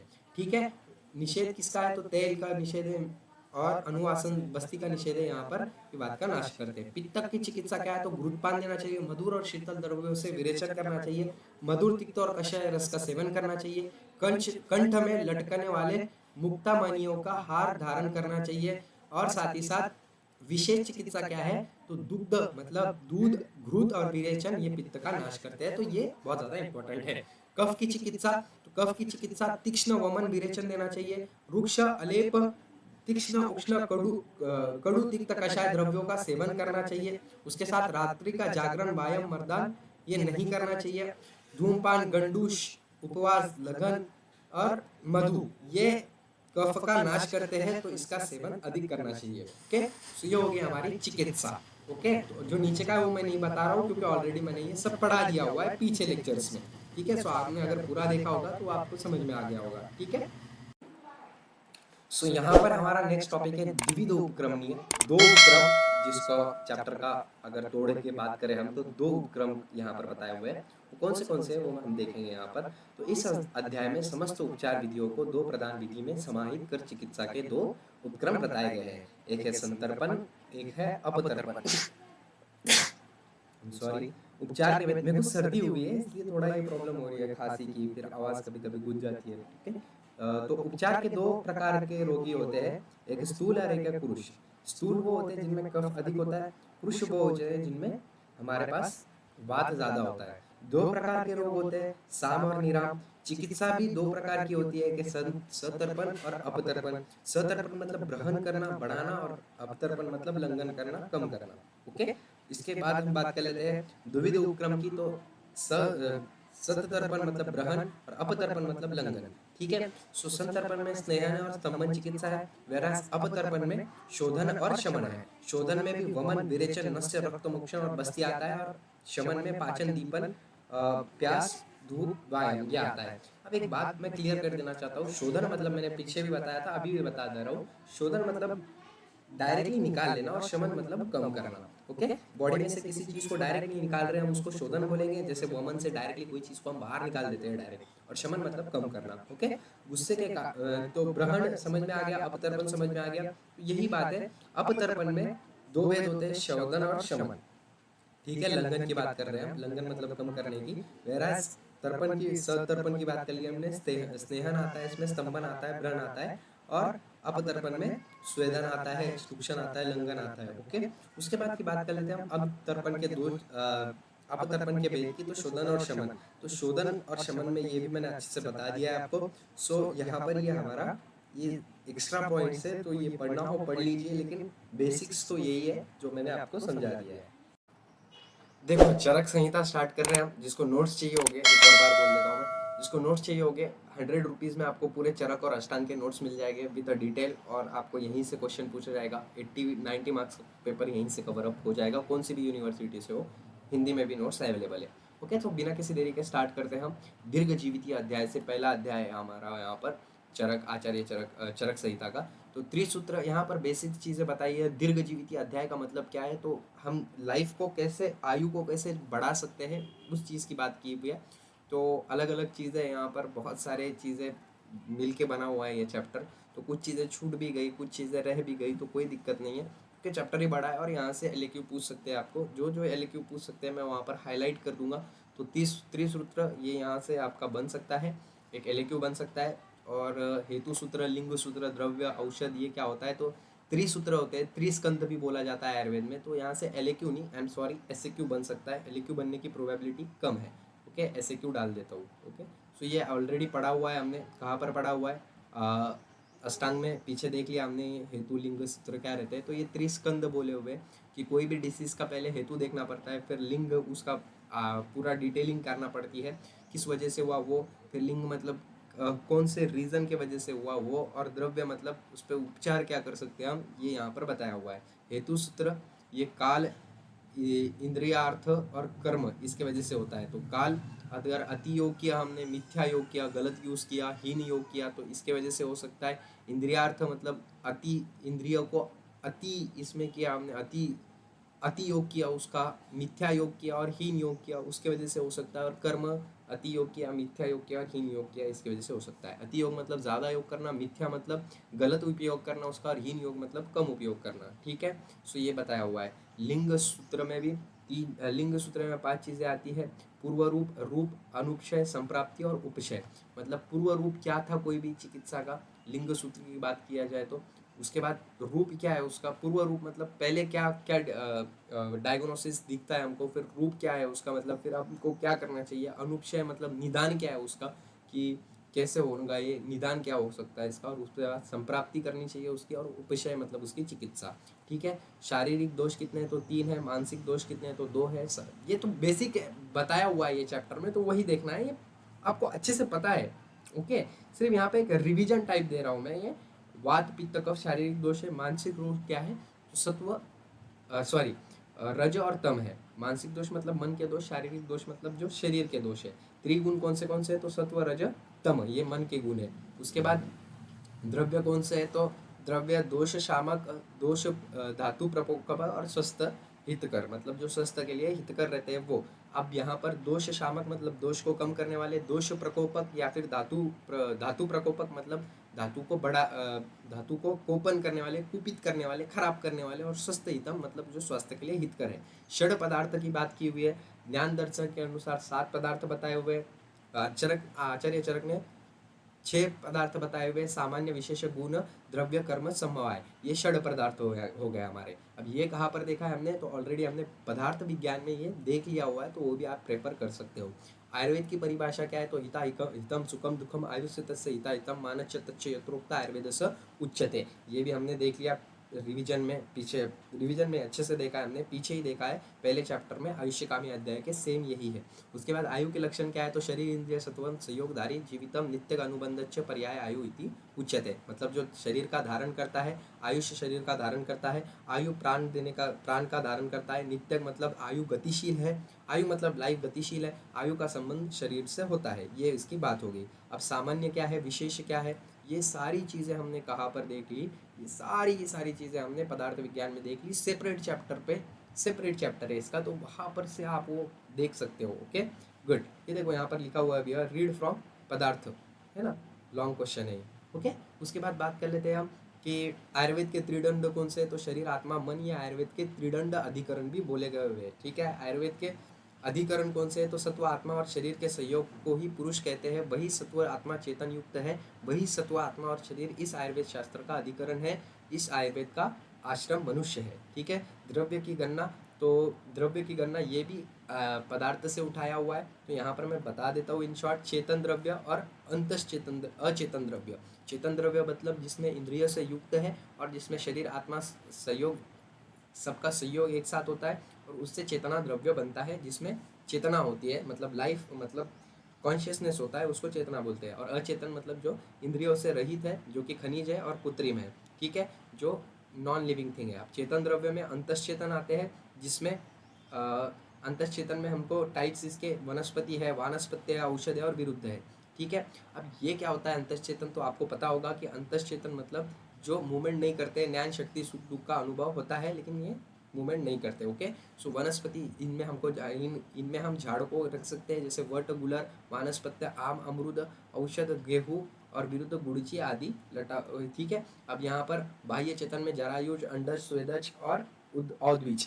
जरायुज मतलब जो प्लासेंटा मनुष्य हो गया, अंडज मतलब जो अंडे से जन्म देते हैं बच्चों को, जैसे सर्व पक्षी हो गए, स्वेदज जो कृमि और कीटक जो श्वेत से उत्पन्न होते हैं, और औद्भिद मतलब पृथ्वी के अंदर से उत्पन्न होने वाले, जैसे इंद्रगोप कीड़ा।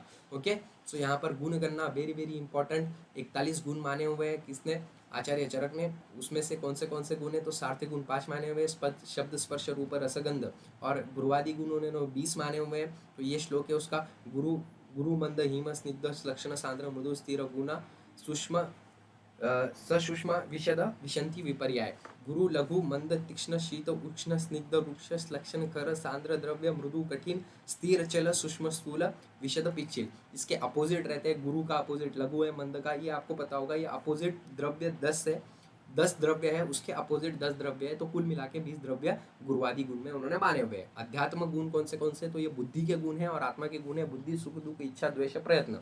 और परादि गुण 10 माने हुए, पर अपर युक्ति संख्या संयोग विभाग पृथकत्व परिभाषा और संस्कार और अभ्यास। ठीक है, कर्म मतलब जो कर्म करते हैं हम उसको कर्म माना हुआ है। संयोग विभाजक कारण द्रव्य में कर्म संयोग विभाग का कारण होता है और द्रव्य में आश्रित होता है। कर्तव्य की क्रिया को कर्म कहते हैं, कर्म को किसी दूसरी कारण की आवश्यकता नहीं होती। कर्म के 5 प्रकार माने हुए, उक्षेपण अक्षेपण आकुंचन प्रसारण ग्रमण। उक्षेपण मतलब क्या होता है, ऊपर जाना, अपक्षेपण मतलब नीचे जाना, आकुंचन मतलब सिकुड़ जाना, प्रसरण मतलब फैल जाना और गमन मतलब इधर उधर गतिशील होना। आयुर्वेद में पंचकर्म माने हुए, ठीक है, पंचकर्म ये भी कर्म में आते हैं। पंचकर्म कौन से, वमन विरेचन नीरो बस्ती अनुवान बस्ती और नस्य। ठीक है, उसके बाद अष्टविध शस्त्र कर्म कौन से है, तो शस्त्र कर्म 8 माने हुए, छेदन मेदन लेखन वेदन एशन विस्त्रावन आहरण और सीवन। मतलब छेदन मतलब एक्सेशन, मेदन मतलब इंसेशन, लेखन मतलब सीरिकिंग, वेदन मतलब पंक्चरिंग, एशन मतलब प्रोबिंग, विस्त्रावन मतलब ड्रेवेज, आहरण मतलब एक्सट्रैक्शन, सीवन मतलब सुचरिंग। ठीक है, त्रिविध कर्म माने हुए, पूर्व कर्म प्रधान कर्म और पश्चात कर्म। ठीक है, पूर्व कर्म मतलब पहले वाले कर्म जैसे स्नेहन स्वेदन, प्रधान कर्म मतलब पंचकर्म, पश्चात कर्म मतलब संसर्जन क्रम। समवाय देखा हुआ है, द्रव्य के लक्षण, तो द्रव्य क्या रहता है, जिसमें कर्म और गुण आश्रित रहते हैं और जो कर्म और गुण का समवायी कारण है उसे द्रव्य कहते हैं। ठीक है, ये पूरा बताया हुआ है, तो ये मैं नहीं बताऊंगा। गुण और कर्म में अंतर ये भी नहीं बताऊंगा क्योंकि ये ऑलरेडी बताया हुआ है। अब ये धातु साम्य आयुर्वेद का प्रायोजन क्या है, तो प्रायोजन से स्वास्थ्य स्वस्थ, जो स्वस्थ व्यक्ति उसकी स्वास्थ्य को टिका के रखना, जिसका विकार हो गया, जिसको विकार हो गया, जो रोगी हो गया, उसकी रोग का निदान करना, ये हमारे आयुर्वेद का प्रायोजन है। ठीक है, रोग के त्रिविध कारण क्या है, तो काल बुद्धि इंद्रियाना योगा मिथ्या न च न द्वैवादे न त्रिवद हेतु संग्रह।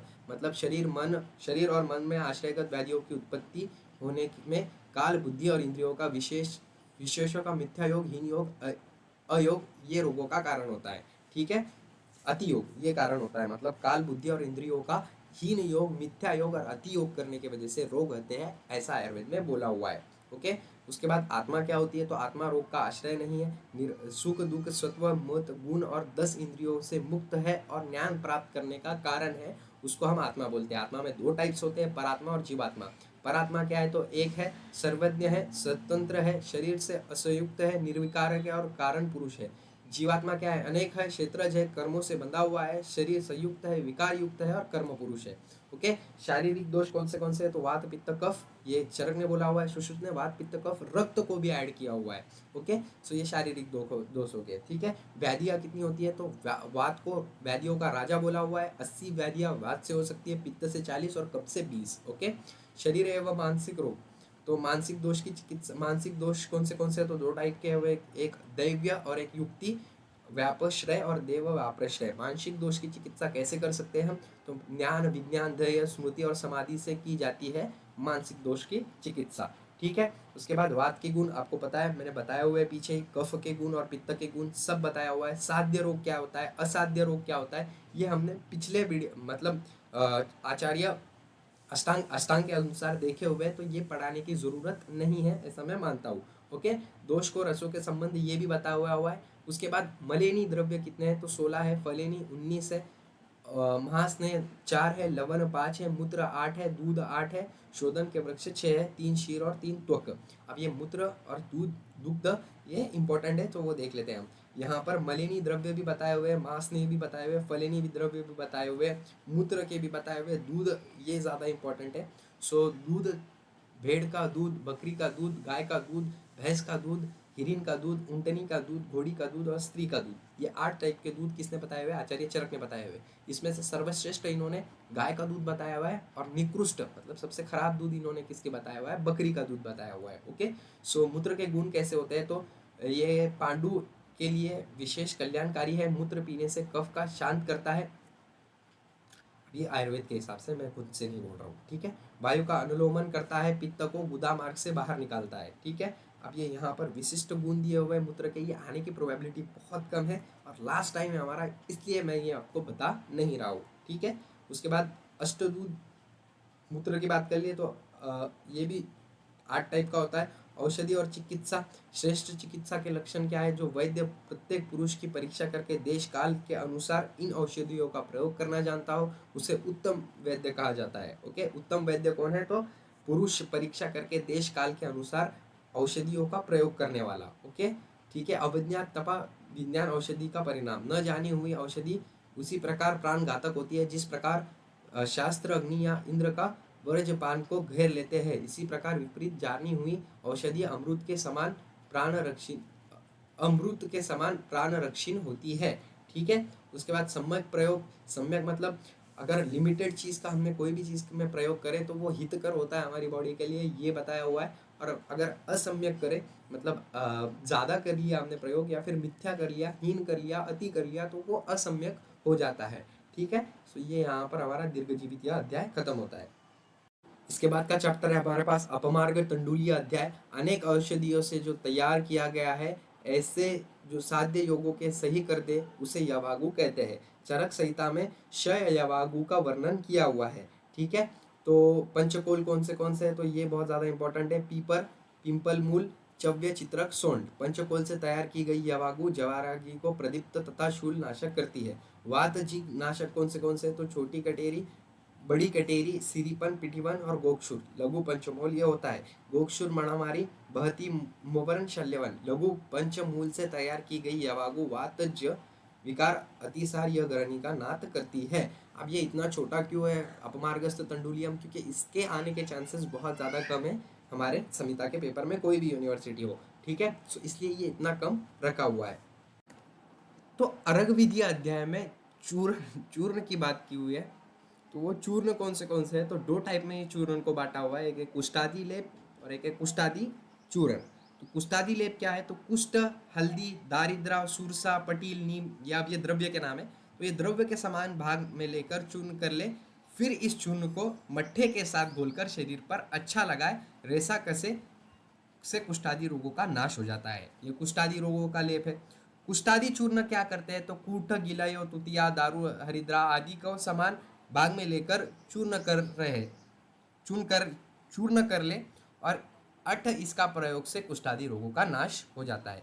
तो चूर्ण से किसका नाश होता है? तो कुष्ठादि रोगों का नाश होता है। ये चैप्टर में ये बताया हुआ है, ठीक है। सो यहाँ पर हमारा अर्घ विधि अध्याय खत्म होता है। अब आप बोलोगे भैया इतने फास्ट क्यों पढ़ा रहे हो आप? तो देखो जो से चरक है ना, मानता मैं उसको ब्लूप्रिंट में 50 मार्क्स दिए हुए, लेकिन आधे से ज़्यादा कंसेप्ट चरक के और अष्टांग के सेम है। ओके, सो यही यहाँ पर मैं बताने की कोशिश कर रहा हूँ आपको। तो इसके बाद का नेक्स्ट टॉपिक देख लेते हैं हम।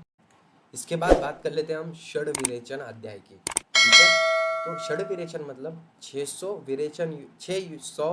विरेचन योग है जिनके 6 अक्षय है, 500 कषाय है जिनकी 5 योनियाँ है, 5 कषाय कल्पना और 5 महाकषाय है। अब इसमें से सबसे ज़्यादा इम्पोर्टेंट क्या है? तो वमन, मैं बोल देना चाहता हूँ आपको, सबसे ज़्यादा इम्पोर्टेंट इसमें ये है पंच कषाय। ओके, पंचविध कषाय कल्पना, ये बहुत ज़्यादा इंपॉर्टेंट है। सो यहाँ पर फोकस ज़्यादा डालना है as compare to this topic. So ये हो सकता है आपको एमसीक्यूज में आए। तो वमन एवं विरेचन के 600 द्रव्य है, वमन के जिसमें से 355 है और विरेचन के 245 है, कुल मिलाकर 600 हो जाते हैं। वमन द्रव्यों के योग मदन फल से 133, मेनुआ से 60, तिरुई से 60, तिल लौकी से 45, देवदाली से 39, इंद्रजव से 10, कुल मिलाकर 355 हो गए ये, ठीक है। विरेचन द्रव्य का योग काली निरोध से 100, सफ़ेद निशोध से 10, आमतस से 12, लोद्र से 16, सेहुंड से 20, सप्तला एवं शंखनी से 39, छोटी एवं बड़ी दंती से 48, कुल मिलाकर ये हो गए 245। विरेचन द्रव्य का आधार तो दूध, मूल, छाल, पत्र, फूल, फल से विरेचन द्रव्य हमको प्राप्त होते हैं, ठीक है। पंचविध कषाय की योनियां, मधुर कषाय, अम्ल कषाय, कटु कषाय, तिक्त कषाय और कषाय, ये क्या है? लवण को छोड़कर कषाय की 5 योनियां बताई गई हुई है, ठीक है। अब ये पंचविध कषाय कल्पना क्या है? तो वेरी वेरी वेरी इंपॉर्टेंट, 5 या 10 मार्क यहाँ से बन नहीं है। तो पंचविध कषाय कल्पना मतलब 5 चीज़ों को हम, ये 5 चीज़ें हैं जिसपे हम द्रव्य को क्या कर सकते हैं, उसका औषध बना सकते हैं द्रव्य को। तो सबसे पहला है स्वरस, औषध मतलब मेडिसिन बना सकते हैं ये पांच कषाय कल्पना से। तो स्वरस कौन सा है, स्वरस में क्या किया जाता है, किसी भी द्रव्य को यंत्र से निचोड़कर जो रस निकाला जाता है उसे स्वरस कहते हैं। जो रस निकालते हैं हम किसी भी द्रव्य का, जैसे गन्ने का जूस, बड़ा गिलास, मालूम है ना आपको, अभी चल रहा है वो इंस्टाग्राम पे। तो इसको जो गन्ने का जूस है ना, वो स्वरस हो गया, ठीक है। गन्ना क्या हो गया, द्रव्य हो गया। कल्क, गीले द्रव्य को सील पत्थर पर पीसकर। पुराने ज़माने में क्या होता था कि कोई भी चीज़ होती थी ना, उसको सील पत्ते पे पीसा जाता था। अभी भी गांव साइड जाएंगे आप तो आपको पता चल जाएगा। तो उस चीज़ को, उसका पिंड बनाया जाता है और उस चीज़ को कल्क बोलते हैं। क्वाद क्या है, तो किसी द्रव्य को जल के साथ अग्नि पर उबालकर और फिर छानकर जो पदार्थ प्राप्त होता है उसे क्वाद कहते हैं। जो जल द्रव्य है उसको जल के साथ अग्नि पर उबालकर जो निर्माण होता है उसको क्वाद। शीत मतलब कूटे हुए द्रव्य को शीतल जल में रात भर रखकर सुबह से उसको हाथ से मसल कर छान ले, उस पदार्थों को क्या बोलते हैं हम, उस पदार्थ, वो जो पदार्थ प्राप्त होता है उसे शीत कहा जाता है, ठीक है। और फाट्य मतलब क्या होता है, तो फूटे हुए द्रव्य को उष्ण जल में कुछ समय के लिए डालकर रख दे, फिर उससे हाथ से मसल कर छान लेते हैं, जो पदार्थ प्राप्त होता है उसे फाट्य कहते हैं। ओके, 50 महाकषाय तथा 500 कषाय है। तो 50 महाकषाय है जिसमें प्रत्येक 10-10 कषाय होते हैं, अर्थात 50 महाकषाय इंटू 10 कितने हो गए, ये 500 कषाय हो गए। जिसमें कुछ महाकषाय है इस प्रकार है, जीवनीय महाकषाय, बृहनीय महाकषाय और आदि, ठीक है। अब ये 500 महाकषाय, तो इतना आपको इतना पूछेगा नहीं। उसमें से जो जीवनीय महाकषाय है वो बोल देता हूँ मैं। तो जीवक, रुकक, मेदा, महामेदा, काकोली, शीरक, ककोली, मुग्धपर्णी, मांसपर्णी, जीवंती, मुलेडी, ठीक है। ये क्या हो गए, जीवनीय महाकषाय हो गए हमारे, ठीक है। सो यहाँ पर हमारा जो छठा चैप्टर है षड विरेचन, चौथा चैप्टर वो खत्म होता है। तो जो मातृशितीय अध्याय है ये मैं यहाँ पर नहीं पढ़ाऊंगा, लेकिन बता देता हूँ, यही सेम नोट्स इसके भी रहेंगे। जैसे हमारे आचार्य अष्टांग के थे, वैसे ही यहाँ पर मातृशितीय के भी सेम ही नोट्स है, इसमें ज़्यादा कुछ डिफरेंस नहीं है। सो मातृशितीय जो आचार्य चरक संहिता का है और जो हमारे अष्टांग का है, नियर अबाउट वो सब सेम ही है। उसमें आम, अजीर्ण, अनुपान ये सब बताया हुआ है, ठीक है। सो ये मैं यहाँ पर आपको नहीं बताऊंगा क्योंकि ऑलरेडी बता दिया हुआ है, अभी यही वीडियो में है वो, ठीक है। सो आप मातृशितीय देख सकते हो अगर और आपको अच्छे से याद ही कर लेना है। चरक संहिता का छठा चैप्टर है हमारा तस्य शितीय अध्याय, आदान काल, विसर्ग काल इसमें दिया हुआ है। लाइक हमारा जो ऋतुचर्या था उसका जैसे ही ये चैप्टर है, लेकिन ये चरक संहिता में है। ज्यादा डिफरेंस नहीं है, और ऐसा भी बोला जाए कि डिफरेंस ही नहीं है कुछ तो चलेगा, लेकिन फिर भी एक बार रिवीजन के तौर पे हम देख लेते हैं। ये इस काल में ऋतुओं, जिसके ग्रीष्मा इतर काल भी कहते हैं, ठीक है। इसको हम कौन सा काल भी कहते हैं, ऋतुय विश्व के वे ग्रीष्म इतर काल भी कहते हैं, ठीक है। ऋतु इसमें कौन से आते हैं, शिशिर, वसंत और ग्रीष्म, ये ऋतु इसमें आते हैं। इसमें स्वभाव अनुसार सूर्य उत्तर की दिशा में की तरफ गमन करता है, जिससे सूर्य की किरणें अत्यंत तीक्ष्ण उष्ण हो जाती है। इस प्रकार सूर्य की गर्मी वायु उष्ण एवं रुक्ष हो जाती है, एवं सूर्य और वायु पृथ्वी में पाए जाने वाले सौम्य गुण को क्षीण कर देते हैं, कम कर देते हैं। इस प्रकार दिनों दिना अत्यंत रुक्ष वायु कटु तिक्त कषाय रसों को प्रबल बना देती है, जिसमें मनुष्य का बल दिनों दिन कम होता जाता है। आदान काल में क्या होता है, सूर्य ज्यादा तपा हुआ रहता है, सूर्य के वजह से वायु भी तप जाता है, पृथ्वी भी तप जाती है, और साथ ही साथ कटु तिक्त कषाय रस ये प्रबल हो जाते हैं, और साथ ही साथ यहाँ पर सौम्य गुण कम हो जाता है। विसर्ग काल में इसका उल्टा हमको देखने को मिलता है, चंद्र का जो बल है वो बढ़ जाता है, सूर्य का बल कम हो जाता है। वर्षा, शरद, हेमंत ये ऋतु में आते हैं। ये विसर्ग काल में ये 3 ऋतु आते हैं। साथ ही साथ ये दक्षिण जो सूर्य है वो दक्षिण की तरफ गमन करता है, और सूर्य की किरणें क्षीण हो जाती है, चंद्रमा बल प्रदीप्त हो जाता है, पृथ्वी ठंडी हो जाती है, सौम्य गुण से प्रदान हो जाती है, मधुर, अम्ल, लवण ये रस प्रबल हो जाते हैं। ये यहाँ पर बताया हुआ है। ऋतु संधि मैंने आपको बताया था, ऋतु संधि क्या होती है ये आपने देखा होगा पहले भी। हंसोदक वेरी वेरी इंपॉर्टेंट, जो जल दिन में सूर्यों की किरणें से तप हो जाता है और रात्र में चंद्रमा की किरणों से शीतल हो जाता है, जो अगस्त के माह में उदय से निर्मित हुआ हो, ऐसे शुद्ध एवं दोष नाशक एवं जल को हम हंसोदक कहते हैं। ये जल अमृत के समान होता है। हंस शब्द का तात्पर्य सूर्य चंद्रमा अर्थात इन दोनों के शुद्ध हुए जल की को कहते हैं।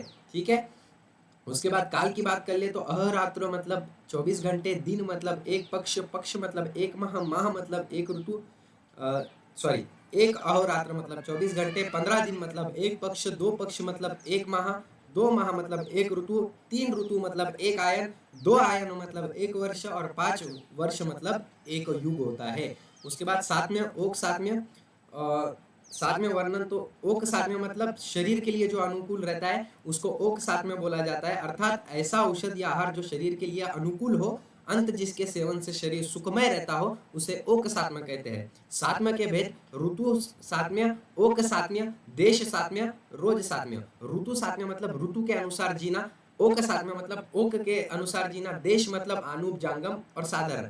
इस हिसाब से सातवें हितकर जो जो चीजें है उसको देश साथ में बोला हुआ है, ये चीजें हमको ध्यान में रखनी चाहिए। उसके बाद व्यायाम, व्यायाम को बता दिया है मैंने, व्यायाम को बहुत अच्छे से वर्णन किया है हमने पहले ही, सेम वैसे ही यहाँ पर बोला गया है, लेकिन यहाँ पर व्यायाम की मात्रा बताई हुई है आचार्य चरक ने। तो क्या बताई हुई है, जब मनुष्य के हृदय से स्थित वायु मुख्य मार्ग से बाहर आने लगे उस बलार्थ कहते हैं। जब कक्षा ललाट नासा से श्वेत की उत्पत्ति हो वह बलार्थ होता है। मतलब इतनी हमको जो हमारा शरीर है उसकी जितनी शक्ति है, अर्ध शक्ति के जितना हमको व्यायाम करना चाहिए, ऐसा बोला गया है। व्यायाम के भेद, शारीरिक जो व्यायाम किया जाता है, मानसिक जो व्यायाम मन से किया जाता है, जैसे प्राणायाम, धारणा, ध्यान, ये सब किसकी है, मानसिक के व्यायाम है। मतलब किसी चीज की भक्ति करना, किसी भगवान की, ये भी एक मानसिक व्यायाम में आता है। व्यायाम से लाभ क्या होते हैं, तो ये मैंने बताया हुआ है आपको, व्यायाम से लाभ क्या होते हैं। अति व्यायाम करने से क्या होती है, थकान हो जाती है, मन और हड्डियों में शीतलता होती है, धातु की कषाय होती है, प्यास अधिक लगती है,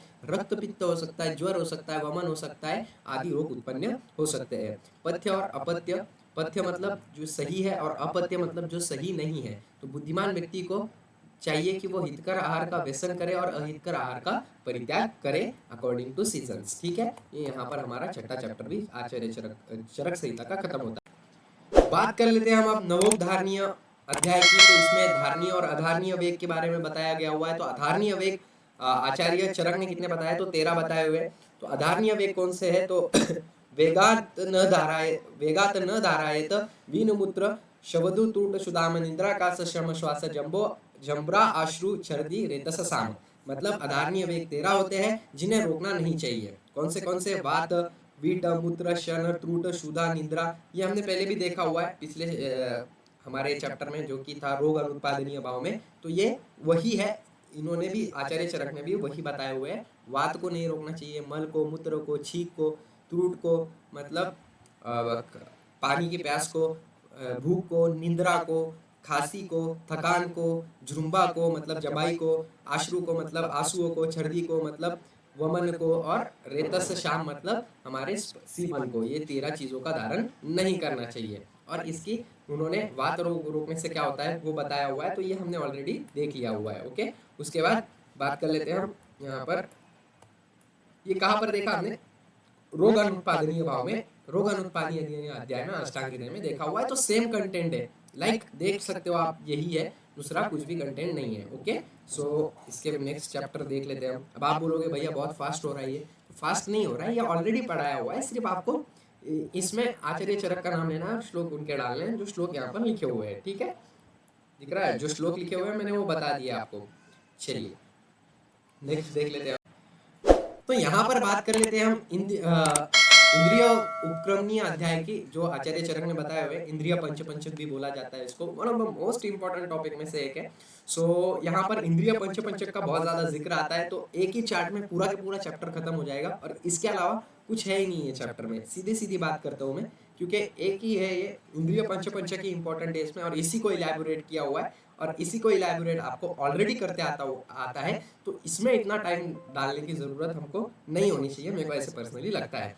तो पंचेंद्रिय है हमारे पास, 5 इंद्रिय है, 5 इंद्रिय के द्रव्य है, 5 इंद्रिय के अधिष्ठान है, मतलब वो कहाँ पर रहते हैं, द्रव्य मतलब उनका द्रव्य कौन से उनमें, और इंद्रिया अर्थ मतलब वो 5 इंद्रिय से हमको अर्थ क्या प्राप्त होता है और उनकी बुद्धि कौन सी होती है, इसी को इंद्रिय पंचम बोला हुआ है। तो श्रोत्र है इसमें मतलब कान है आपके, स्पर्शन है मतलब त्वचा है आपकी, चक्षु है मतलब आपकी नेत्र है, रसना है मतलब आपकी जीवा है, घ्राण मतलब आपकी नासा है मतलब नाक है। ओके, जो श्रोत्र है मतलब जो कर्ण है, कर्ण मतलब कान, उसका पंच इंद्रिय द्रव्य कौन सा है तो आकाश है, स्पर्शन कौन सा है तो वायु है, चक्षु कौन सा है तो अग्नि है, रसना कौन सी है तो जल है, और घ्राण का क्या है द्रव्य तो हमारी पृथ्वी है।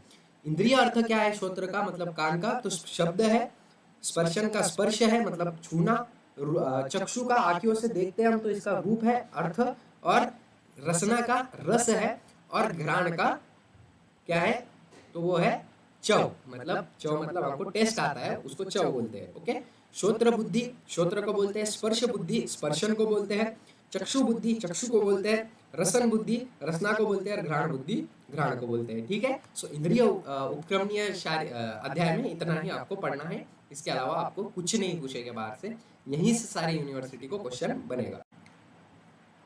9वां चैप्टर है हमारे पास आचार्य चरक का खंडक चतुष्पाद, one of the most vital chapter में से एक चैप्टर है ये। तो खंडक चतुष्पाद मतलब चतुष्क शैली बताई हुई है, 4 शैलियां बताई हुई है जो होनी चाहिए रोगी का ट्रीटमेंट करने के लिए, रोगी का उपचार करने के लिए, वो कौन सी है तो वो यहाँ पर हम देखने वाले हैं। ठीक है, सो इसमें चतुष्क की परिभाषा क्या है तो प्रत्येक भाग 4 अध्यायों को रखा गया है, जो 7 भाग अर्थात 7 चतुष्क जिन्हें कहा गया है। इसके बाद खंडक चतुष्पाद का वर्णन किया हुआ है। तो खंडक चतुष्पाद क्या है तो खंडक शब्द बौद्ध दर्शन से लिया गया है, जिसका अर्थ है अति सारेंद्रिय। ठीक है, खंडक चतुष्क नामक अध्याय में चिकित्सा के लिए उपयोगी 4 पदों का वर्णन किया हुआ है, अंत इन्हें चिकित्सा के चतुष्पाद कहे हुए हैं। ठीक है, अब ये 4 चतुष्पाद कौन से हैं तो वैद्य, देखो कोई भी ट्रीटमेंट करने के लिए, चिकित्सा करने के लिए 4 चीजें होने बहुत ज्यादा जरूरी है। ठीक है, एक है वैद्य मतलब डॉक्टर, रोगी पेशेंट, परिचारक नर्स, औषध मतलब द्रव्य मतलब मेडिसिन। तो ये 4 चीजें होगी तभी तो हमारा इलाज होगा ना, तभी तो हमारी चिकित्सा होगी। ठीक है, सो ये चिकित्सा कैसी होगी तो ये मैं बता देता हूँ, इनके भी 4 गुण होने चाहिए, तब वो परिपक्व होगा एक उपचार के लिए, ट्रीटमेंट के लिए। वो 4 कौन से तो इस वीडियो में हम इस चैप्टर में वो देखने वाले हैं। ठीक है, सो कौन से 4 है तो जो सबसे पहली बात है वो हमारे पास वैद्य के 4 सत्र कौन से है तो वैद्य के 4 गुण कौन से होने चाहिए कि शास्त्र का उसको अच्छा प्रकार ज्ञान होना चाहिए, औषध निर्माण तथा औषध का प्रयोग करते आना चाहिए उसको, उसके साथ साथ समय के अनुसार युक्ति की कल्पना करते आनी चाहिए, और पवित्रता रहनी चाहिए मतलब साफ सुथरा उसने रहना चाहिए। उत्तम औषधि के 4 लक्षण कौन से तो औषधियों का आर्थिक रूप में प्राप्त होना, आर्थिक मतलब उसका रेट जो है वो कम होना चाहिए, व्याधि नाशक होनी चाहिए, इफेक्टिव होनी चाहिए। इसका मतलब रूप ही औषध में अनेक विध मतलब स्वर स्कल कचूरन भट्टी अवले आदि कल्पना में उसकी योग्यता होनी चाहिए। औषधियों को अपने रस गुण वीर्य विपाक गुणों से युक्त होना चाहिए। उसके बाद उपचार मतलब परिचारक, जो परिचारक रहता है, जो से हमारे पास जो वार्ड बॉयज रहते हैं उनमें क्या रहना चाहिए तो सेवा कार्य का पूर्ण ज्ञान होना चाहिए, चतुरता होनी चाहिए उनमें, अपने मालिक के प्रति अधिक प्रेम होना चाहिए, और पवित्रता उनमें भी रहनी चाहिए। रोगी के 4 गुण कौन से है तो उसमें स्मरण शक्ति अच्छी रहनी चाहिए सबसे पहली चीज, वैद्य का आसन जो वैद्य अन्याय देता है उसका पालन करना चाहिए, निर्भयता मतलब डरा नहीं रहना चाहिए उन्होंने, और जो बोला हुआ है उसको उस से उसने अच्छे से उसका क्या करना चाहिए सेवन करना चाहिए औषधियों का। ठीक है, ये था हमारा खंडक चतुष्पाद। इसके बाद हम नेक्स्ट टॉपिक देख लेते हैं। तो महाचतुष्पाद में स्पेसिफिकली बात की गई हुई है हमारे डिसीजेस के बारे में। किसने आचार्य चरक ने चरक संहिता में इसके क्या किया हुआ है तो डिसीजेस के बारे में हमको बताया गया हुआ है। तो खंडक चतुष्पाद देख लिया हमने, जिसमें 4 पदों का वर्णन किया गया हुआ है, अभी देखा हमने वो पिछले चैप्टर में। उसके बाद किंतु ये भी देखा जा सकता है कि चतुष्पाद के रहते रोग मिट जाता है तथा बिना चतुष्पाद के भी रोग की शक्ति हो जाती है। इस प्रकट दिखलाव पड़ने वाले अनेक विपरीत समान चतुष्पाद में किया हुआ है। ठीक है, सो चतुष्पाद में क्या बोला हुआ है कि चिकित्सा भी करने के बाद कुछ डिसीजेस ऐसे रहते हैं जो अच्छे नहीं हो पाते हैं, तो उस हिसाब से अब वो कौन से डिसीजेस तो उसमें इसके बारे में बात हमको करनी है। यहाँ पर प्रत्यक्ष प्रमाण का वो बताया हुआ है कि प्रत्यक्ष प्रमाण से हम कैसे चिकित्सा कर सकते हैं, और उसके बाद साध्य साध्यत्व की बात की गई है, उसको हम ये अध्याय से समझ जाएंगे।